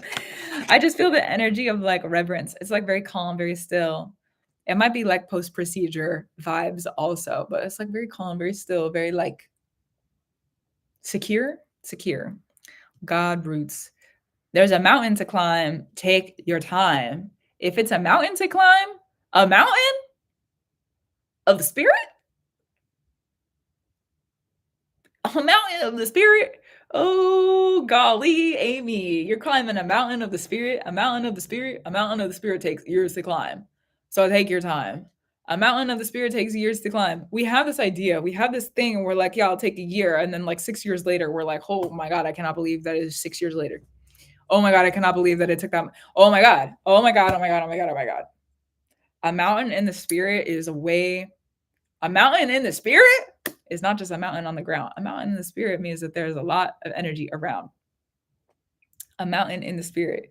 A mountain in the spirit, you're going to have to cross through hell, but it's not the only realm you're going to be in.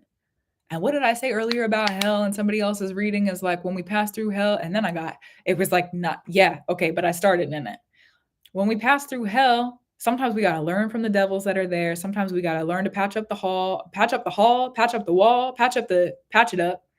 We got to figure out where we are. We got to figure out however it's working, whatever it is in hell. Sometimes we have to be in hell. Hell, if you can look at hell in a neutral way, has a lot to say.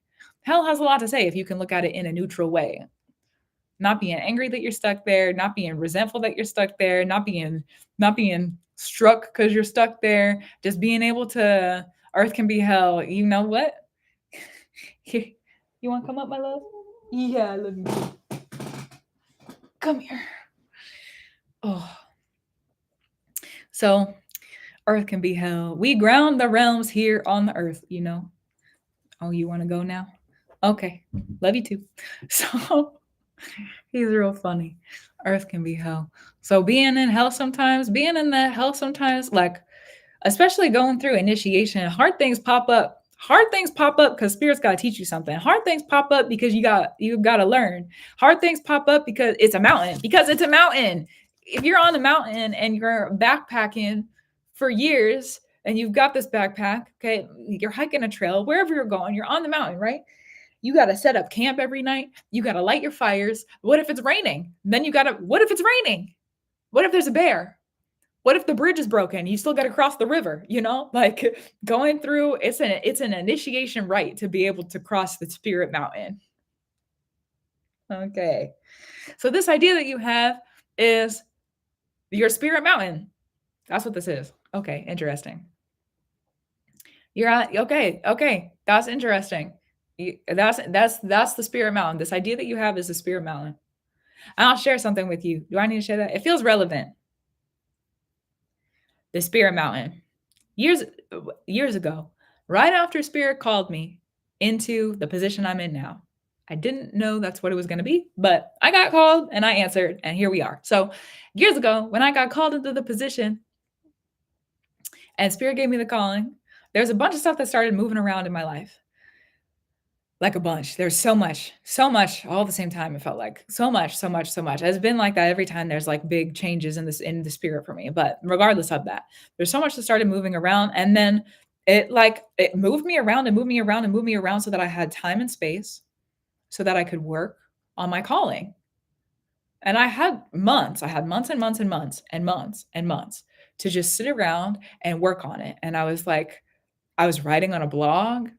It was a completely different website than I have now, but I was writing on a blog and I was reading books all the time. I was basically everything I'm doing now, I was doing then. But when I was doing it then, I didn't have anyone and nobody followed me. I didn't have anybody. That's not true. There was a couple people who followed me, but it was like the dream is now realized. The dream is now actualized. What spirit called me into, now I'm sitting in 7 years later. But it took me going through the mountain. I had to go through the mountain. That was the only way to get here.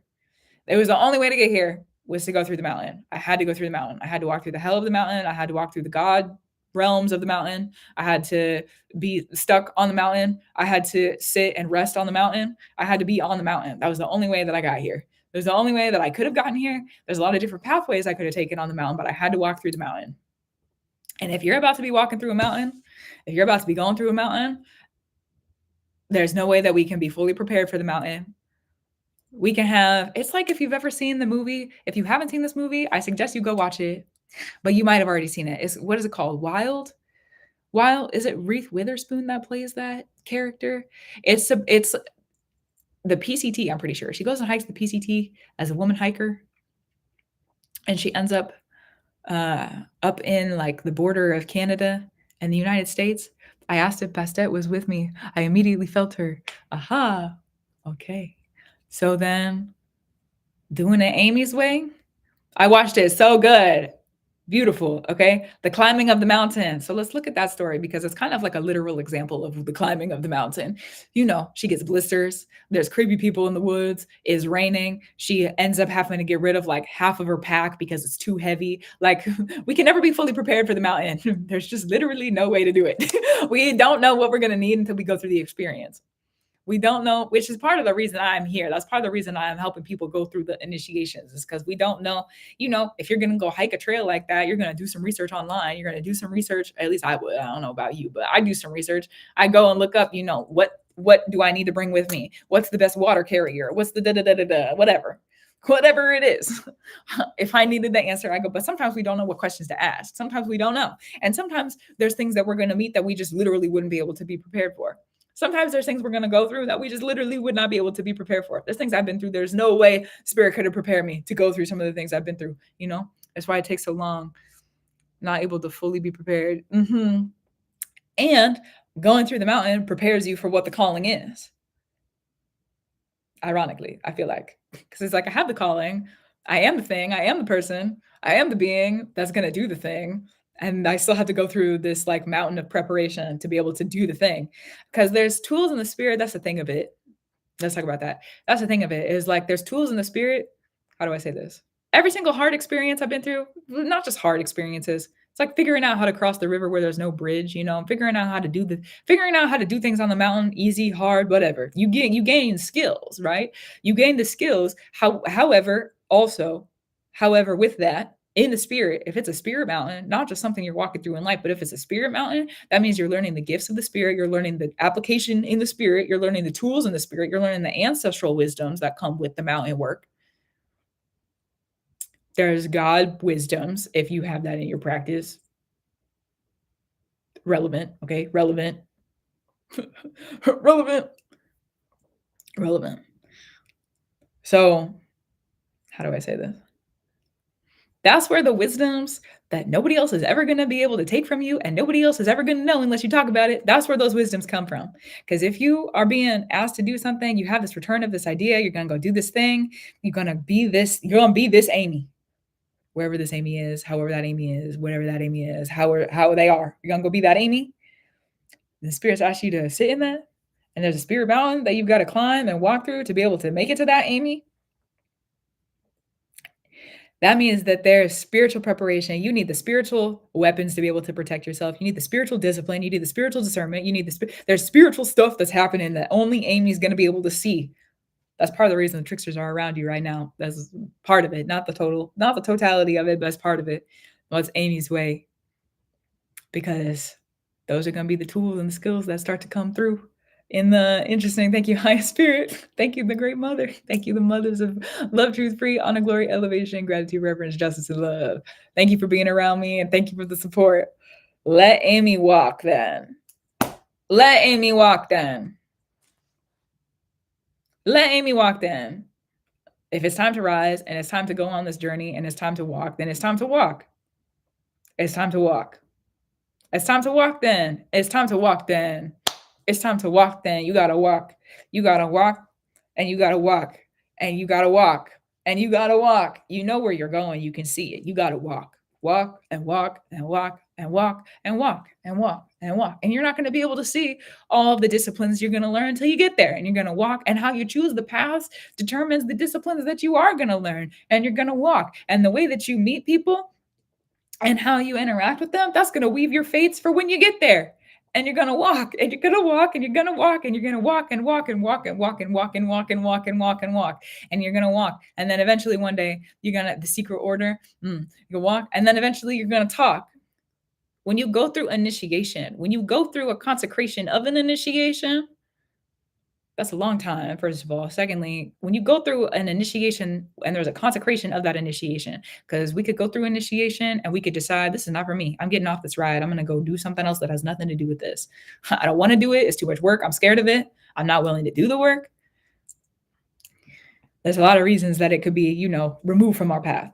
So if you're going through an initiation and a consecration of the initiation, both of them, then you're going to learn about what it really takes to be in the responsibility of that version of Amy while you're on the mountain. The responsibility of being a practitioner, who is being a practitioner is one thing. Thank you, Spirit. The responsibility of being a practitioner is one thing, but then the responsibility of being that version of Amy, to be initiated, consecrated, to have that initiation be in consecration. That's a responsibility that only Amy can hold. That's the responsibility that only Amy can be. It's not about me. It's not about we. It's not about who, she, he, they. It's about you.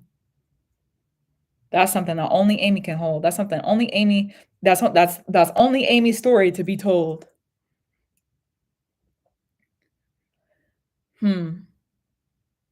And there's a lot of different things you're going to learn on the mountain that I receive, I accept. Woo. I love the fiery passion energy. It's like fire energy coming from you today. You're like, rah! Thanks for that. Oh my goodness. Yeah. So just understand. No one's going to be there to hold your hand. No one's going to be there to hold your hand. No one's going to be there to hold your hand because it's nobody else's to understand. Oh, you should have heard what I said when I woke up. Understood. Oh, goodness. Yeah, nobody's going to be there to hold your hand. It's something that Amy has to understand, and it's only for Amy. It's only for Amy. And the path there, it's like being on the hermit path for 7 years, even if you're walking with other people or being around other people. being on the hermit path for 7 years so that you can become the high priestess. Oh my goodness. I don't know if that's the position that you are being called into, or if that's between you and spirit. That doesn't have anything to do with me.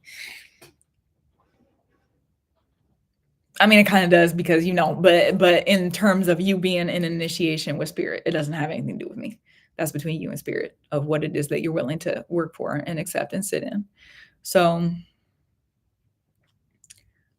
if you're ready to walk, then walk. If you're ready to talk, then talk. Whatever it is that you're ready for, go do that, because we got years. Oh, we got years of it. Years of it, years of it, years of it. Years of it. We've got years of it. And then there's consecration for you. The solitary oath. Yeah. It's work only you can do. And as someone, now thank you, Spirit. This is how I'll resolve, sit in the solvent of it, the solving of the final. Yeah. As someone who's been through what you're about to go through, as someone who's everything that I want, I received. Everything I was called for, I understand. I am more fully myself now than I ever could have been had I decided not to walk this path and decided not to be this version of myself. But it's something only I can hold. It's a lot of responsibility. It's a lot of weight. It's a lot of, just keep going then. Yeah. It's a lot of weight. It's a lot. It's more than I will ever be able to talk about. And you know what? I've been thinking about that recently in our conversations of the services. I've been thinking about how there's some things that like I will not be able to talk about because I can't, because there are some things that I will not talk about. There are very, very serious things that happen in the process of an initiation. There are very, very serious things that are learned in the process of an initiation. There are very, very serious is very serious. It's very serious. It's very serious. Yeah. So if you are revering the very seriousness, then so there. There's more. How do I say this? If you're revering the very serious will revere you. If you're looking for more information, there's other things I can say to you, but not here. There's other things I can say to you, but not here.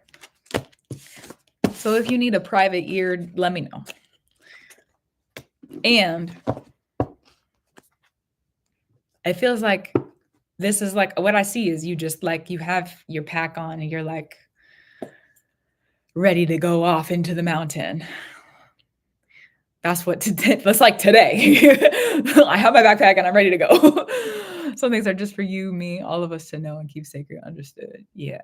So it is. So revere it. Because there's some things, like I said, there's some things I will not ever talk about. I don't care who I'm talking to. I will not ever talk about it. I will not ever talk about it. I will not ever, ever, ever talk about it. I will not ever talk about it. I will not ever talk about it. And I will not ever talk about why I'm not going to talk about it either. It is. And for you, this is the final thing I'll say. I know I said finality. This is the final thing I'll say. As someone who's going through initiation, you're headed off into the mountain. Spirit's got you. Spirit's got you. And you're working through what you need to. You're walking how you need to, talking how you need to, doing what you need to do. There's going to be things that Spirit asks you to hold that I love you too. There's going to be things that Spirit asks you to hold that are old. There's stories untold. And it's things that are hard to hold. Things that are heavy. Things that are heavy, heavy, heavy, heavy, heavy, heavy, heavy, heavy. Things that are heavy. Heavier, heavy. Things that are heavier. It's an unexplainable amount of weight. It's an unexplainable amount of regard of heavy. So if you're willing to pick up things with weight that are not explainable, then for sure Fly free. Go see. Go climb. Go walk. Go be on the mountain. Because once you start walking, the door that you go through, you could get off the mountain and go do something new. But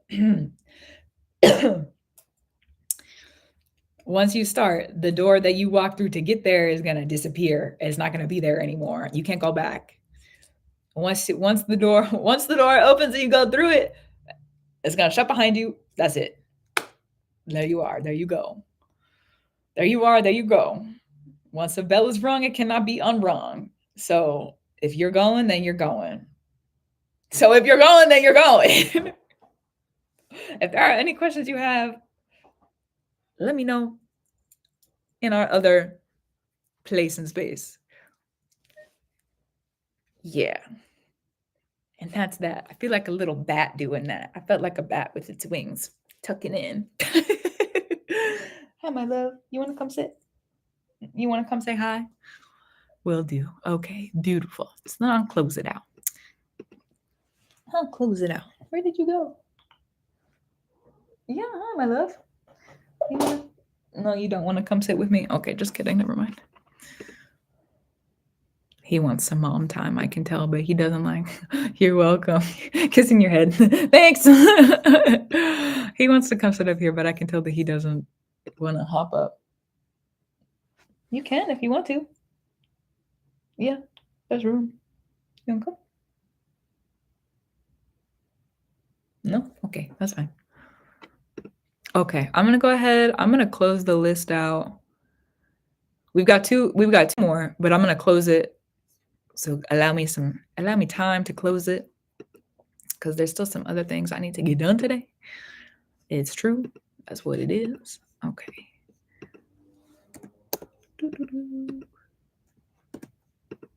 Yes. Beautiful. Okay. Okay, so for this one's for Christiana, and then the next one is for, was it the Seer Cat, I believe? I'm fairly certain. Okay. And both of these are over on TikTok. I'm fairly certain. Hi, I'm here. Okay, beautiful. Thank you. So good. Let me read the note. Looking here what the guidance is around the eclipse. Okay. And if I'm moving in alignment right now. Oh, here we go. Let's look at it.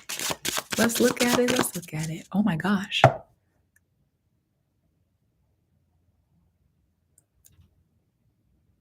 I love your email. I'm not going to say it out loud, but I love your email. That's why I said, oh my gosh. I had to really read it to make sure. I saw the first word and I was like, oh, whoa, interesting.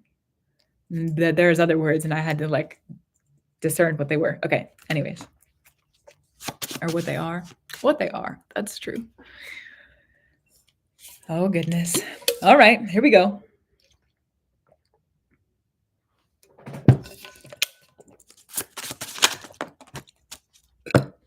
Pardon me. The gods, the mothers grounding. The mothers are so loud this season. Yeah, you're welcome.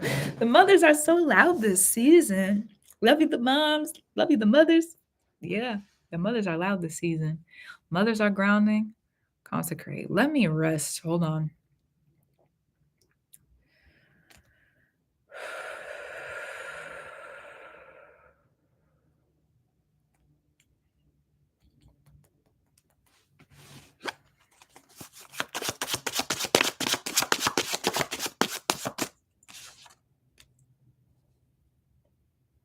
There's a human experience that you're going to go through that is very deliberately placed on your path in this eclipse season.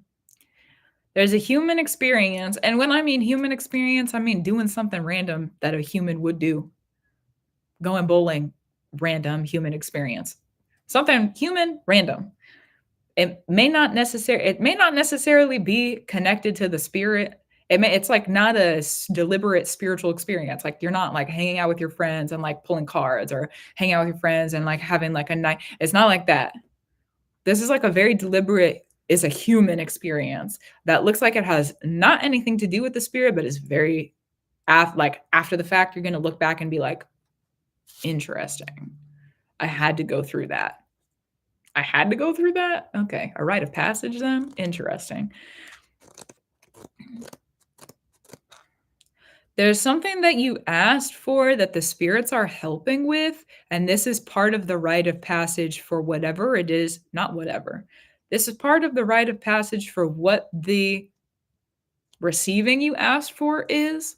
You asked to receive something and to leave something, and to receive something. So there's an experience you're going through that's in this eclipse season. It's going to be very deliberately placed in front of you. A very deliberate, it's like you there's like no, it's not that you didn't have an option or you didn't have a choice.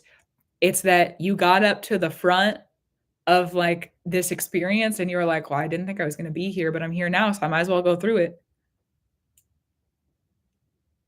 And then you're going to go through this human experience. It's a rite of passage. Something about this is a rite of passage for what it is you asked to receive. And get ready to leave. You're leaving something. Get ready to leave. When we receive, we leave. When we receive, we leave. If we're receiving something, we're leaving something. If we're receiving more, then we're leaving lack. If we're receiving abundance, then we're leaving scarcity. So like, what are you receiving? so like, I had to laugh at my personality coming out for a second. So like, what are you receiving then? Look at what you're receiving, and that'll help you understand what's being asked to leave, because you're leaving. It's time. Congrats. Yeah, yep, it's time. You're leaving. I also hear that's trash. You're leaving. Wherever that's trash, you're leaving. You're leaving. There's a spiritual grounding because of the human experience that you're going through, because of this very deliberate human experience. It's also going to be something that is, it's more unexpected than not. You're going to be in it. You're going to be like, this is more unexpected, but like it's not a surprise. Surprises are like, oh, surprise, like, oh, it's right here. It's not like that.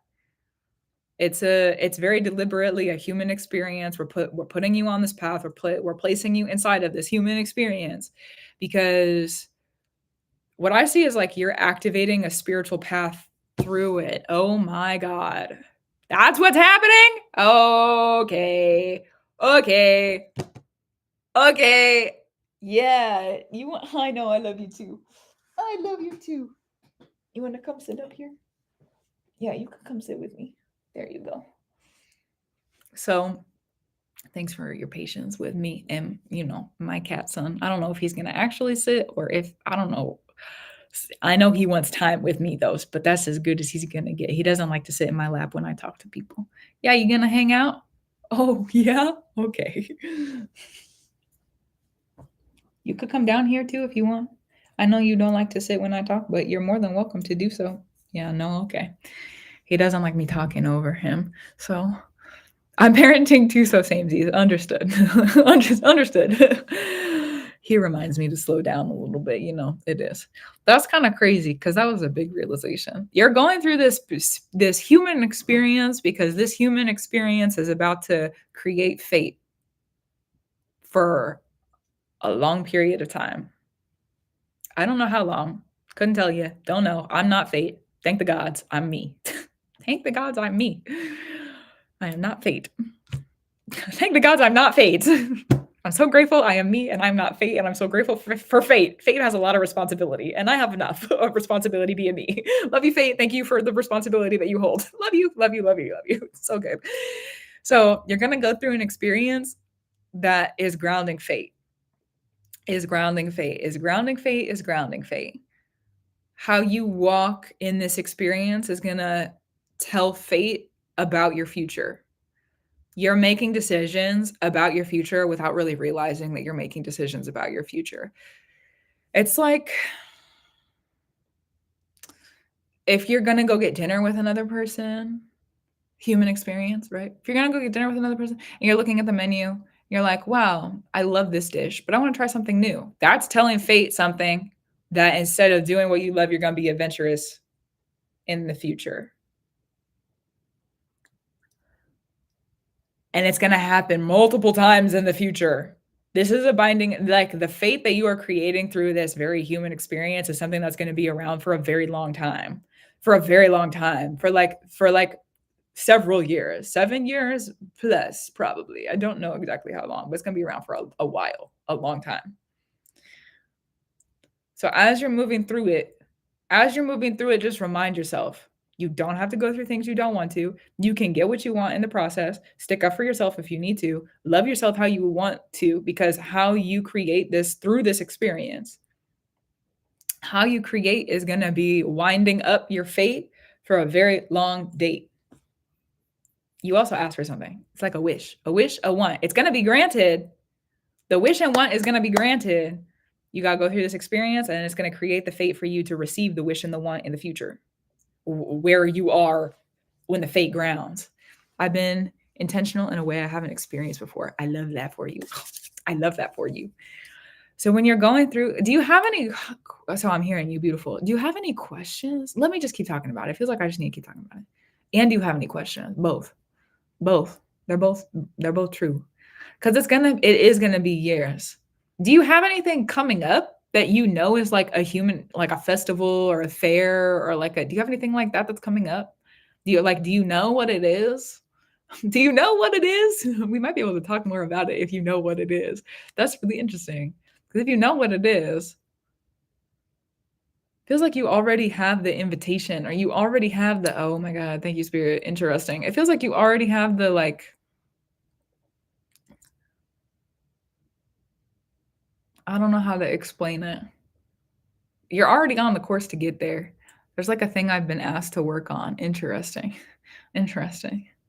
Huh. Interesting. You're gonna get in a car and drive kind of far, and then you're gonna be there. Mundane, not dance. I think there was one that I missed. I think there was a message that didn't come through. And sometimes TikTok does that. Don't know why that happens, but it hasn't happened in a while. But we are in a Mercury retrograde shadow period, right? Still a shadow period. Yeah, Mercury doesn't retrograde till after the eclipse. Oh, thanks. Yeah, you're gonna get in a car. You're gonna drive pretty far, and then you're gonna be there. Kind of far, pretty far. You're gonna drive for a while, and then you're gonna be there. Pretty far. You're gonna be there, and then you're gonna go through the experience. You're gonna go through it. And then for the rest of the for the rest of the time, you're gonna be weaving and unweaving what you wove in that experience. But then I'm like, am I doing what I'm supposed to? Is it interesting? It's an interesting experience to go through what you're going through. As someone who has grounded, it is in the process of grounded. Okay, Spirit, grounded. As someone who has grounded, that long-term fate from like a very small event where I am now, weird sort of experience. Weird. It's weird, dude. It's weird. It's very strange. It's very weird. It's very strange. It's very weird because it's like the patterns have, how do I say this? Have a healthy relationship with fate as the years go on. If you've asked for something, if fate's coming through to grant your wish, make sure that there's a healthy, like, I don't know how you give reverence to the spirits, or like if you give offerings or if you have an altar. I don't know about your practice. And also make sure that you're giving reverence to fate. Fate's going to grant your wish. Fate heard you. Fate hears the whispers that nobody else does. That's part of fate's duty, honor, job, whatever you want to call it. Purpose, spirit, being. So if you wish for something, fate heard you. Fate was like, oh, I can do that. Oh, I heard you. Nobody else is listening, but I got it. I heard you. Oh, and I say haha. It's like, oh, I heard haha jokes on you. Here we go. That's like the feeling I get behind it is like, you didn't mean to tell anybody about it. You didn't, this isn't like I was in my garden today and I was like, or more folks are here. Interesting. Interesting. Yeah, interesting. It's not something, it's like an intentional wish, but you didn't tell anybody about it. It's something intentional, but you didn't tell anybody. You didn't talk about it. You didn't even really like, it was like a passing by thought. You didn't even really like sit with it. You're just like, yeah, that's what I want. Yeah, that's what I want. Fate heard it when nobody else heard it. I keep hearing that. I know I've said it multiple times. Fate heard it when nobody else heard it. And because fate heard it, I just like the visual I get is fate seeing this. It's like fate heard it and fate was like, oh, it's, you know, the trend where it's like, fate is an eavesdropper. You know what? Clocked it. Clocked it. Yeah. Fate does eavesdrop on the wishes of the heart. That's really true. That's because fate's really smart. You know, fate's really smart. So if you got a wish of the heart, fate's gonna tune in. Fate's gonna be like, oh, you wanted what? We can cast the rivers now. How? You wanted what? Oh, you wanted that thing in the heart that you're passionate about? Oh, you wanted that? And you're really true about it? Okay. Fate hears the sort of like not so great wishes too. There's, you know, sometimes people like the cruelness, but sometimes not. This is not cruelty. That was just that. How do I say this? I'm not saying you made a cruel wish. That was just a moment of reflection, more so with my learnings of fate, rather. Yes, something to gather, I suppose. But yeah, fate heard your wish. It's like something that you're not going to remember for a while either, is what I hear. Sometimes we're blinded to our own selves for good reason, because if you remembered what you wished very specifically, then you would be able to turn fates more than fate. Like fate needs more control right now. Fate needs to be in the power position rather than you being able to like turn every knob and dial, if that makes sense. And then once you go through this experience for the years to come, fate will be letting you kind of turn the dials as necessary until you get it kind of exactly how you want it. And then the thing, the wish, there it is. And then the thing, the wish. Interesting. It's going to change your life. Like, just so you know. No big deal. No big deal or anything. It's going to change your life. This experience you're going through, it's like such a simple human experience, and it's something that other people would go and do, or like it's an experience that other people would go through, and like maybe it doesn't change their life as drastically. It's just like something that they go and do, and then they get to go home and they live a normal, whatever that means. But for you, this experience is going to be life altering. It might not feel like it at the time. It's definitely not going to feel like it fully in its full capacity and its full like gravity. It's not going to feel like it at the time, but you're going to get through it, and then give it a good 6 months and things are going to start to turn. Your life is going to start to turn. Things are going to start to change. You're going to start to change. Your wishes and wants are going to start to differ and alter. People in your life are going to start to shift around a little bit too. It's going to be different. Give it 6 months. Give it 6 months. And then you're going to be on a different trail of life. You're going to be on a different trail. And it's a trail where you can't fail. That's the thing about fate is like, yeah, no biggie. That's the thing about fate is that you can't, once it's consecrated, you can't fail. It's just about how you get there. Because how we meet fate is how fate meets us. So when I was saying that's one of my rules of fate, is one of my tools of fate.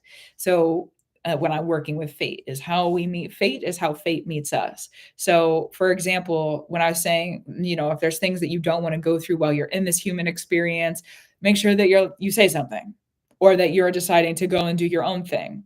And because it looks like you're going to be with other people is why I say that. It looks like you're going to be, I see you in a car with other people, like pulling up to something, or like in a vehicle with other people pulling up to something. So it could be that, you know, you've got to go do your own thing. Like however it is that you choose to move through this human experience, that's how fate is going to meet you then in the future. You made a heart's wish. Let me give you this seed, says fate. Let me give you this experience. And so we can figure out how the patterns of the crossings and the knots need to be in the future. Because if the crossings and the knots those cannot be decided upon until that consecration of fate, this human experience happens. Once this human experience happens and you go through and you weave things how you need to and you leave things how you need to, maybe people are giving you random gifts. I was actually just thinking about this yesterday, crossing of fate. So I'll share one of these random crossings of fate with you. There was a time, my first pregnancy, it was like right at the beginning of COVID. I had just found out that I was pregnant. It was very dramatic. My life sometimes is like that. So it was in the middle of that. And I was feeling just so dreadful. And it was so hard. I was in the middle of being really taken advantage of by the people I worked for. I was in the middle of kind of losing my job, but I had also been demoted, but promoted at the same time. It was really confusing. I had just found out I was pregnant like days prior. And I was doing work for the kitchen that I normally wouldn't have been doing. Anyways, it was just a lot. Okay. It was a lot. And so in the lotness of like, it was not a great time, I was feeling kind of miserable. I was not feeling super good. And I just was, and I was pregnant and I was feeling miserable. So it was like extra miserable, hormones. So yeah, I guess that's true. I hadn't thought about it like that. Then one of the chefs from the kitchen though, most of the chefs from the kitchen that I had worked in were from either Guatemala or Mexico. And they had brought this beautiful mango drink with the chili spices on it. Oh my God, it was so good. And he brought it out from the kitchen and I asked him how he was doing. He was like walking to the other cooler to get something for the kitchen back when they were cooking, whatever. Okay. And so he was in front of me. I was sitting at the bar. He was in front of me. So I was like, how are you doing? With everything that's going on, like, how's your day? Whatever. So I asked him how he was. And in the middle of it, he was like, do you want this? And he handed me it was like, he hadn't touched it. It was just this brand new drink. And I was like, he didn't ask me though, if I wanted it. He was like, do you want to try it? And I was like, sure, yeah, I'll try it. So I tried a little bit and I was like, this is so good. So I had just a little bit more and I went to go give it back to him and he looked at me and he was like, actually, no, you can keep it. He didn't say it like that, but he was like, that's for you now. Like that, clearly you need that more than I do. So keep it. But I was just thinking about this yesterday night, I was just thinking about this crossing of fate and about how fortunate that allowed me to have someone offer to me this. I was miserable. I was not doing good. And in the middle of all of that, someone not only could recognize it, they were in a moment of being able to offer me a gift. That was a gift. It lifted my heart. It lifted my day.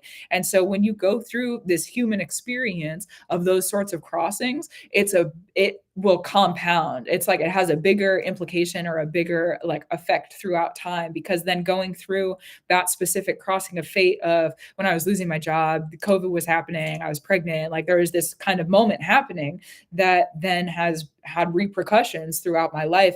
And because of the abundance and fertility that was offered to me through the food, a lot of the food that I didn't have to pay for at the time, because the kitchen was just feeling very giving in a time of kind of crisis that we were going through.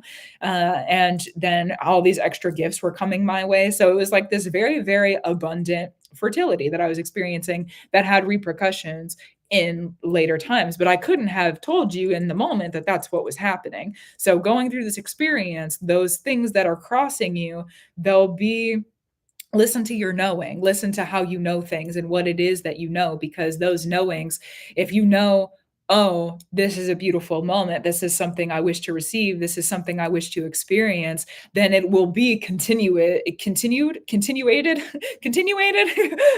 interesting word. It will be continuated through the future. But if you cross things where it's I don't want to talk to this person, if you're in a conversation and you just don't want to talk to the person anymore, you're like, okay, listen, I'm done with this. I would rather leave.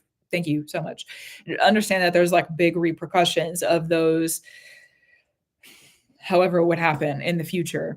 So I don't know what the experience is. I don't know what it is that you're going to go through. I don't know. And also it'll weave things up for a long time, for a long time. You wish for something, you ask for something, fate heard you, fate said, okay, well, I'm going to give you this thing so that I can know how to give you that thing then. That's kind of the cost of fate. That's the price of fate. You have to be willing to go and weave with fate. Interesting. So give reverence to fate on the path too, however you feel like you need to. Don't know how that's going to work for you, but fate's got you. It's fate. What I see is fate was yeah, I want that one to you. Yeah, I want that one. I like that wish and I like that person. So you get to come with me now. I'm a weaver, so I'm on it. Beautiful. There you go. I like that wish and I like that person. So interesting. Something that might be helpful if you felt like it. I'm not going to sit and do this in the reading. This is something probably that's going to be a little bit more long term. We're in eclipse season, which means long term repercussions. It makes sense that fate is like around you or near you in this moment.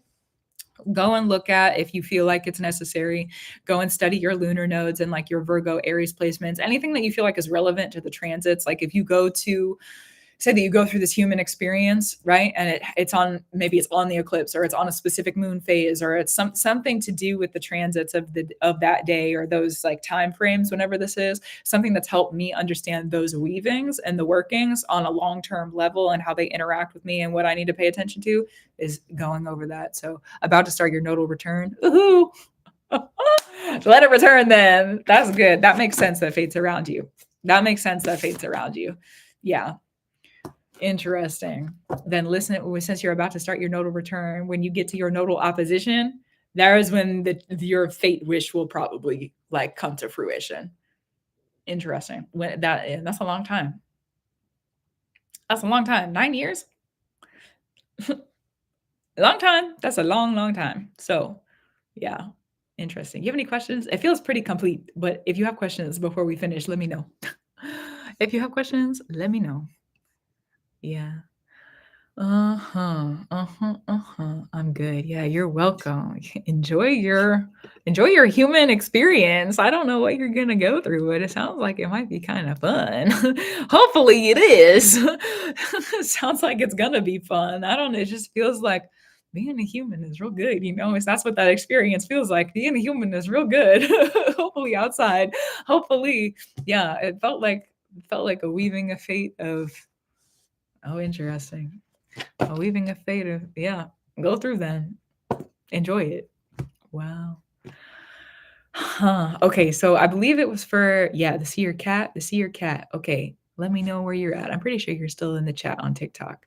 The seer cat. Whatever I most need to hear, and I go by cat. Okay, let me hydrate actually, and then we'll go. Excited. I've been trying to get a reading for a bit. Oh, welcome in. So good. So good. Thanks for being patient. I know my list, like I don't keep a schedule and my list is like open for a little bit and has closed. So I'm grateful for you showing up. That's great. Thank you for the support.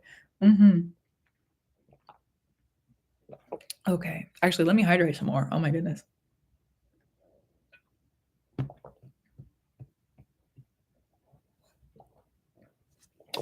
We're going to sit with one of the decks I actually haven't opened for this. I need to clear this. Hold on, Kat. I'm going to put these cards up. I might bring them back out at some point, but there's a deck that's calling me, and I know that deck is new to me, and also I know it well enough to know that I need to keep things in order so that it's a very like playful deck spirit. The spirit is very different. That's what I should say. Yeah. So this is going to have a lot to say. I have a feeling. I can feel it. I can feel that this is going to have a lot to say. I can feel myself. I might cry. I don't know why. There might be a cry eye. We'll see. Okay, something creative. The primordial beings. Also, this is the deck that I sit with the primordial spirits. So the primordial spirits around you, and it's a deck of order. It's like creation, order, primordial spirits. Okay. A black cat. Do you know where you're at? A black cat. A black cat. You need. What does a black cat mean to you? Do you have, if you don't have a, oh yeah, they are. Black cat is a spirit I work with. What do they mean to you? What do they mean to you? Because it's different for every person. Are they like, it's a protector? Okay, interesting.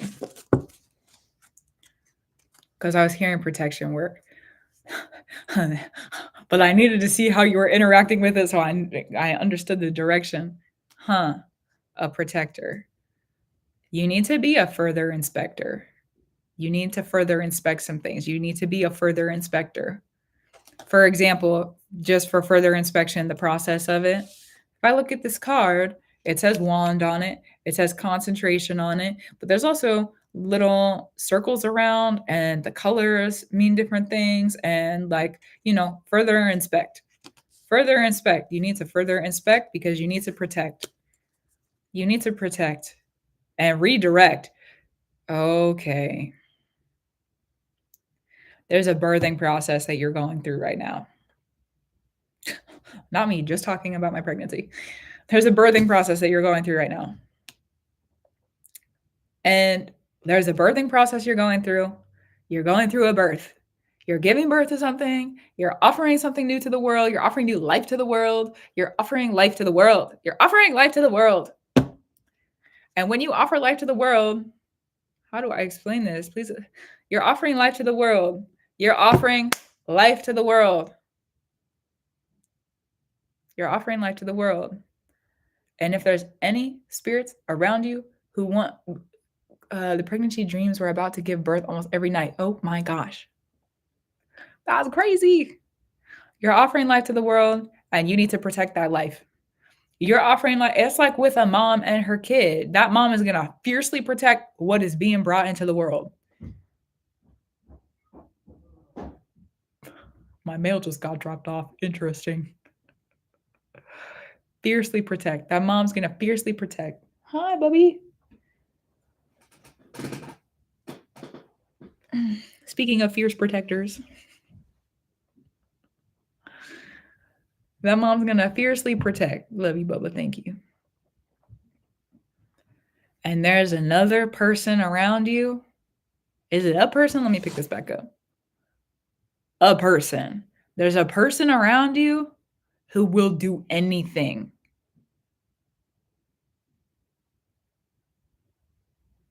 You heard that? Anything. Anything to be in the position you're about to be in. Anything. They'll do anything. Anything.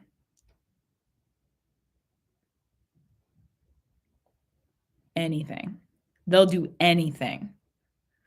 Anything. Anything that they would have to do to. And you think you know who it is. Get them out. However you need to. Get them out. Get them out, get them out, get them out, get them out, get them out, get them out, get them out, get them out, get them out, get them out. Because if they're around you and you give birth to this beautiful life that's coming into the world, they're going to snatch it up. They're going to take it as their own, and they're going to try to give it back to you. And it's going to be warped, and it's going to be twisted, and you're going to be hurt. So let's talk about what needs to happen in the protections then. What needs to happen in the protections? Let me put that down for now. Let me pick it back up. Sometimes you got to put it down to pick it back up. Okay. You need to protect. You need to protect. What needs to happen? What else needs to come through? Protection.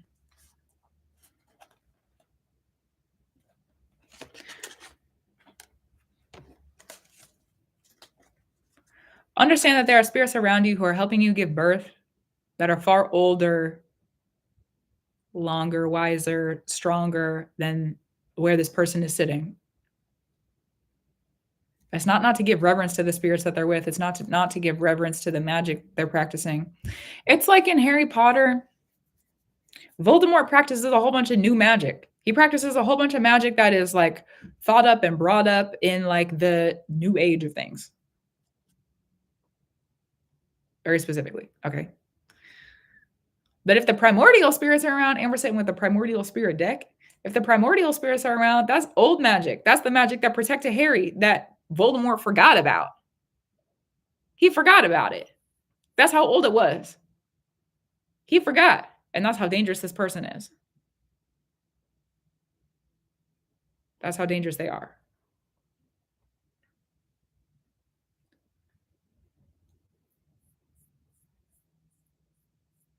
You need to do clearings.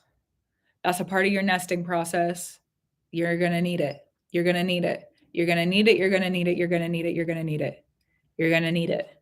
You don't have to reseed it. Like to reseed something.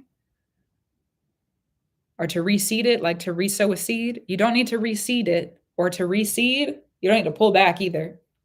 You just need to clear. You're taking up the space you need to take up.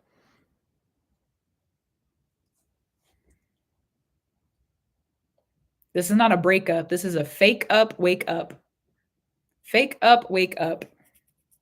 Somebody around you is being, they're fake. They're a faker. They're pretending. They're pretending to like you. Ew. That's gross. Oh, they're pretending to like you. They're pretending to want to be around you. They're pretending that they're interested in you. They're pretending because they are a practitioner. They're talented. They have prerequisites. They have work they're already doing. And they're able to look at you and realize they're about to get blessed. They're about to give birth. They can look at you and recognize that because they've been through things similar, except for they fucked up their opportunity. Pardon my French. Oh my goodness. I don't normally cuss on these live streams. They messed it up. The mother sphere is really coming through. Oh my goodness. They messed it up. They messed up whatever it was. It's like we don't get a second chance at life. So they're looking at you saying, well, maybe I could get a second chance through this person. It doesn't work like that. It doesn't work like that. I cuss like a sailor. It's all good. Understood. It doesn't work like that. It doesn't work like that. It doesn't work like that. It doesn't work like that. It doesn't work like that.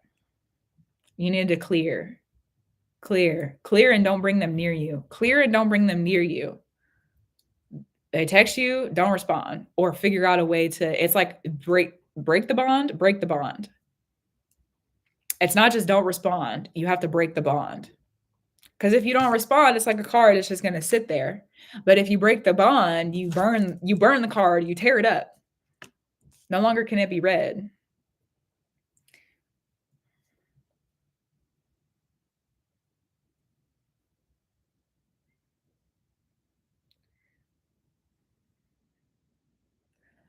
You need to clear your head. You need to clear your head energetically. Energetically is what you said. That's how you said it. You need to energetically clear your head. Energetically. Clear your hair, energetically clear your mind, energetically. You need to energetically clear the air around you. You need to energetically clear the air, your hair, and what's there. You need to clear it. Clear it. Clear it. Don't fear it, revere it. This person is not a person to be feared. They're strong, dangerous, but to fear them, what does Hermione say? To fear a name only increases the fear of the thing itself, which if a person's drawing power on fear, is just going to feed them. So it's not to fear them, it's to say, no, I am powerful and I revere their power also, and they're not allowed to be here. I am powerful.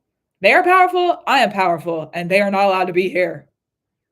I'm stronger, but just learning to step into it. Understood. I understand that. Is there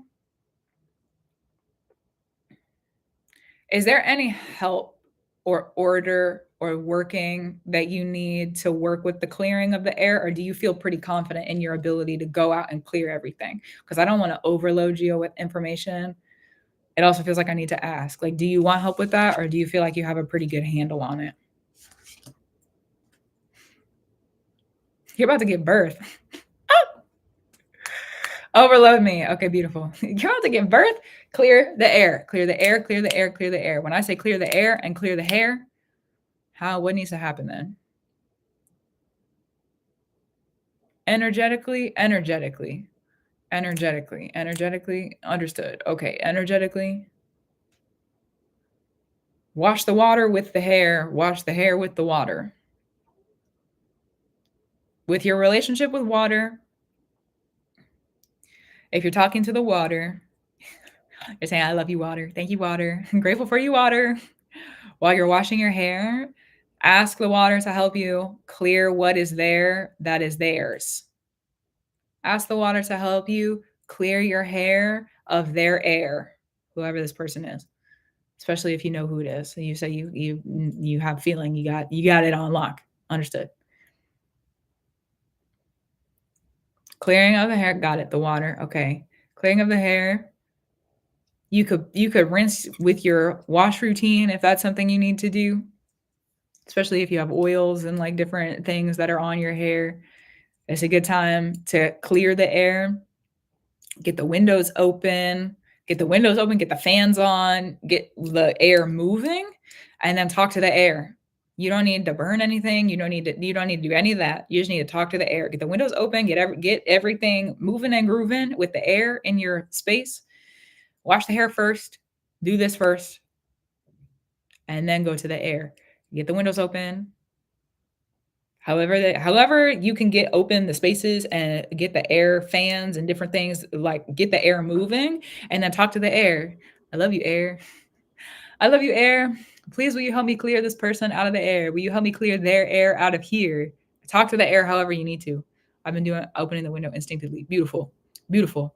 And ask the air, just talk to the air. Tell the air what you need. Give reverence. Give reverence to the air. Talk to the air. Talk to the air. And then go to the mirror. There's 3 different things. 3 weavings. There you go. Clear the hair, clear the air, and then go to the mirror. Talk to the mirror. Let it be clear. Oh, goodness. Talk to the mirror. And just like you had talked to the water, giving reverence to the water, gratitude to the water, helping with the clearing, giving reverence and gratitude to the air, asking for the help with the clearing, be specific and have a conversation. Don't just sit and be like, could you help with this? And that's it. No, talk to the air, talk to them, talk to the elements, talk to the spirits. They're going to listen. They're going to listen because you are not to change your position. You're to just clear it. You're about to give birth. You're meant to be rested and in the space that you're in, but this person's got to get cleared out. So let me bring it back. So go to the mirror. The mirror. Yeah. Interesting. Go to the mirror. Ask the mirror to clear them. Interesting. I locked them in a mirror maze. And ask the mirror, make sure that the mirror is, how do I say this? Is clear on your mirror maze, not to be reflected to you. If you didn't already do that. If you did, good job. If not, make sure that that mirror maze is not going to be reflected to you. Well directed, not to be reflected. So, yeah. And then go to the mirror and make sure that your reflection is clear, beautiful. Make sure your reflection and your mirror, not just your reflection, your mirror is clear of their air and their hair. The hair and the air, right? Okay. It's got to be clear of both of them. Your mirror. Your mirror. Not just the physical mirror. It will help to be in a physical mirror, but like you as a mirror. What you mirror. Thank you, Spirit. Oh, thanks, Spirit. That makes sense, actually. I appreciate your work. Clear it. Clear it, clear it, clear it. Clear it, revere it. Everything else is moving exactly how it needs to. Everything else is moving exactly how it needs to, but you got to get this person out. You got to get this person out. You got to clear them. You got to clear them energetically. You got to clear them. You got to clear them, clear them, clear them. Clear them and then disappear them. Clear them and then disappear them. Block them however you need to on technology. Don't respond to them. Don't let them come back into your life. Once you clear them, do not let them come back in. You got any questions? Because I feel like I'm a... Yeah.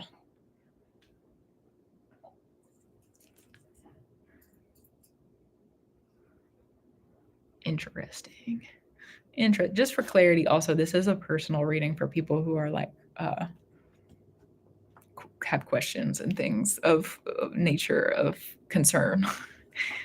You did amazing. Most can't see me that well. Thank you. Yeah, you're welcome. Enjoy the birth giving and the life that you're living. That sounds good. That sounds like a very fertile time to be. That sounds beautiful is what it sounds like.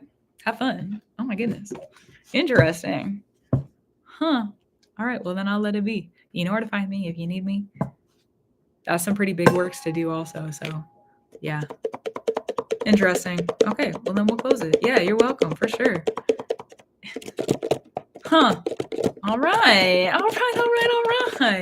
I need to get out in the sun before the sun goes down. So I'm going to go and do that. My list, that was it. That's the final one for today. Happy eclipse season. I'm going to be on later this week. If you are interested, feel called, want to come sit with me. So if you turn the notifications on, how do I say, different, thank you, Spirit. Thank you, Spirit. Oh my goodness. Revere it. I hear it. Thank you, Spirit. Golly, golly, golly. Yeah, so that's it for today. That's it for today. It was a good one. You're right. You have a good day too. Thanks, everybody. I'll talk to you soon. That's true. Bye. Oh, bye, guys.